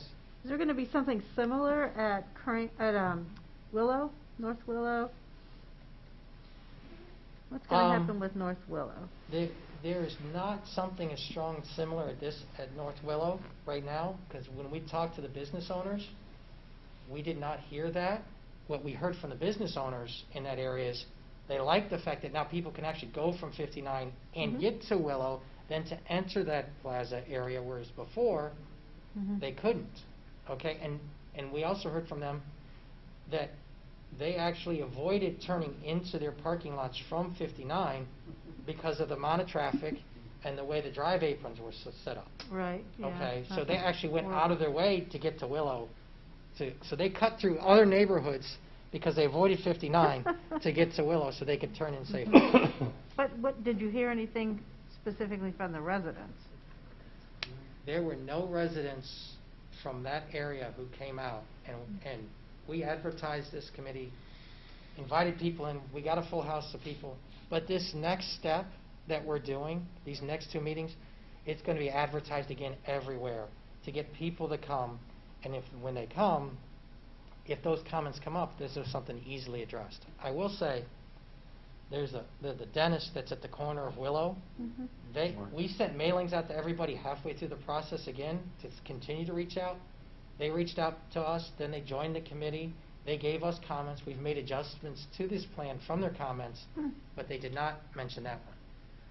They were looking more so to make sure people could get to their business. Okay. So access to businesses was considered the highest, higher value at this point. On the west side of the corridor. That switched as you went to the east side because it becomes more residential in nature and in character. Yeah. Okay? Thank you. No problem. That's it. So that's the brief overview. There's a lot more that went into it. And I'm sure. When's it going to be finished? I like your attitude. Start. So, Well, start with, you got public meetings, like walk them through like the rough. okay. Actually, Run us through it. Don't walk. I'll run through it. I actually No, don't pull anything up. Let him do it from memory. Okay. I'll do it from memory. Basically, after this part, Garrett, there'll be public meetings. After that, we go into preliminary design and right-of-way acquisition would come after design. Construction anticipated to start beginning of 2025, probably going to be 2.5 to 3 years. Pretty cool. It's pretty cool. Yeah. I think in my lifetime, this is the 3rd time I've seen that street get redone. Well, we're going to get it right this time.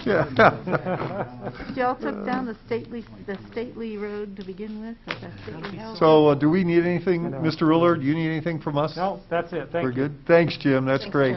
Jim. And don't leave. Awesome. I won't. I'm just going to shut this. Okay. Mr. Mayor, we have a second item. It's parking on Walnut Street.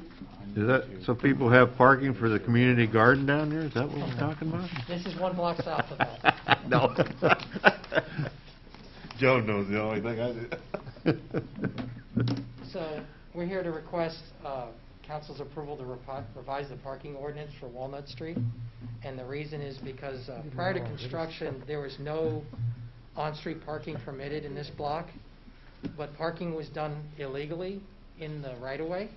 And with us redoing the road, we went to the maximum extent practical to allow them to provide legal parking in the roadway. So we've widened the road a little bit on the one side to provide actually striped on-street parking.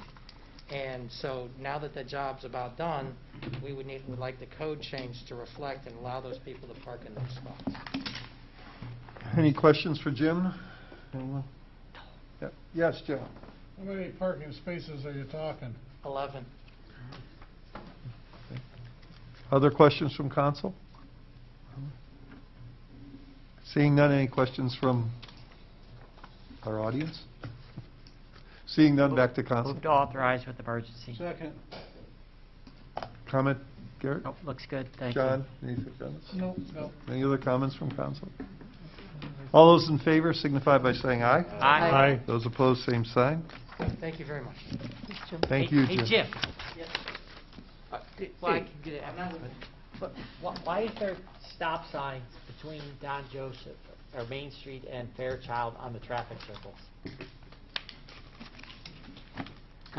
That's not actually designed as a true traffic circle. So when it went in, it's like an intersection with a landscape Circular feature in the intersection? middle. Yeah, Traffic calming. yeah. Does that make sense? It's like an intersection with just a landscape feature in the middle. So But that's it why. looks, but it looks like a circle. It's traffic Yes, calming. I know. Does it not meet the requirements of a circle? And Correct. And therefore it has to have a stop sign? Correct. And we overpaid for what we got there, probably? The developer did that when that Yeah, was that's not built. us. That's not us? Can you get Okay. through there? It wasn't Rob? us. Thank you. No problem.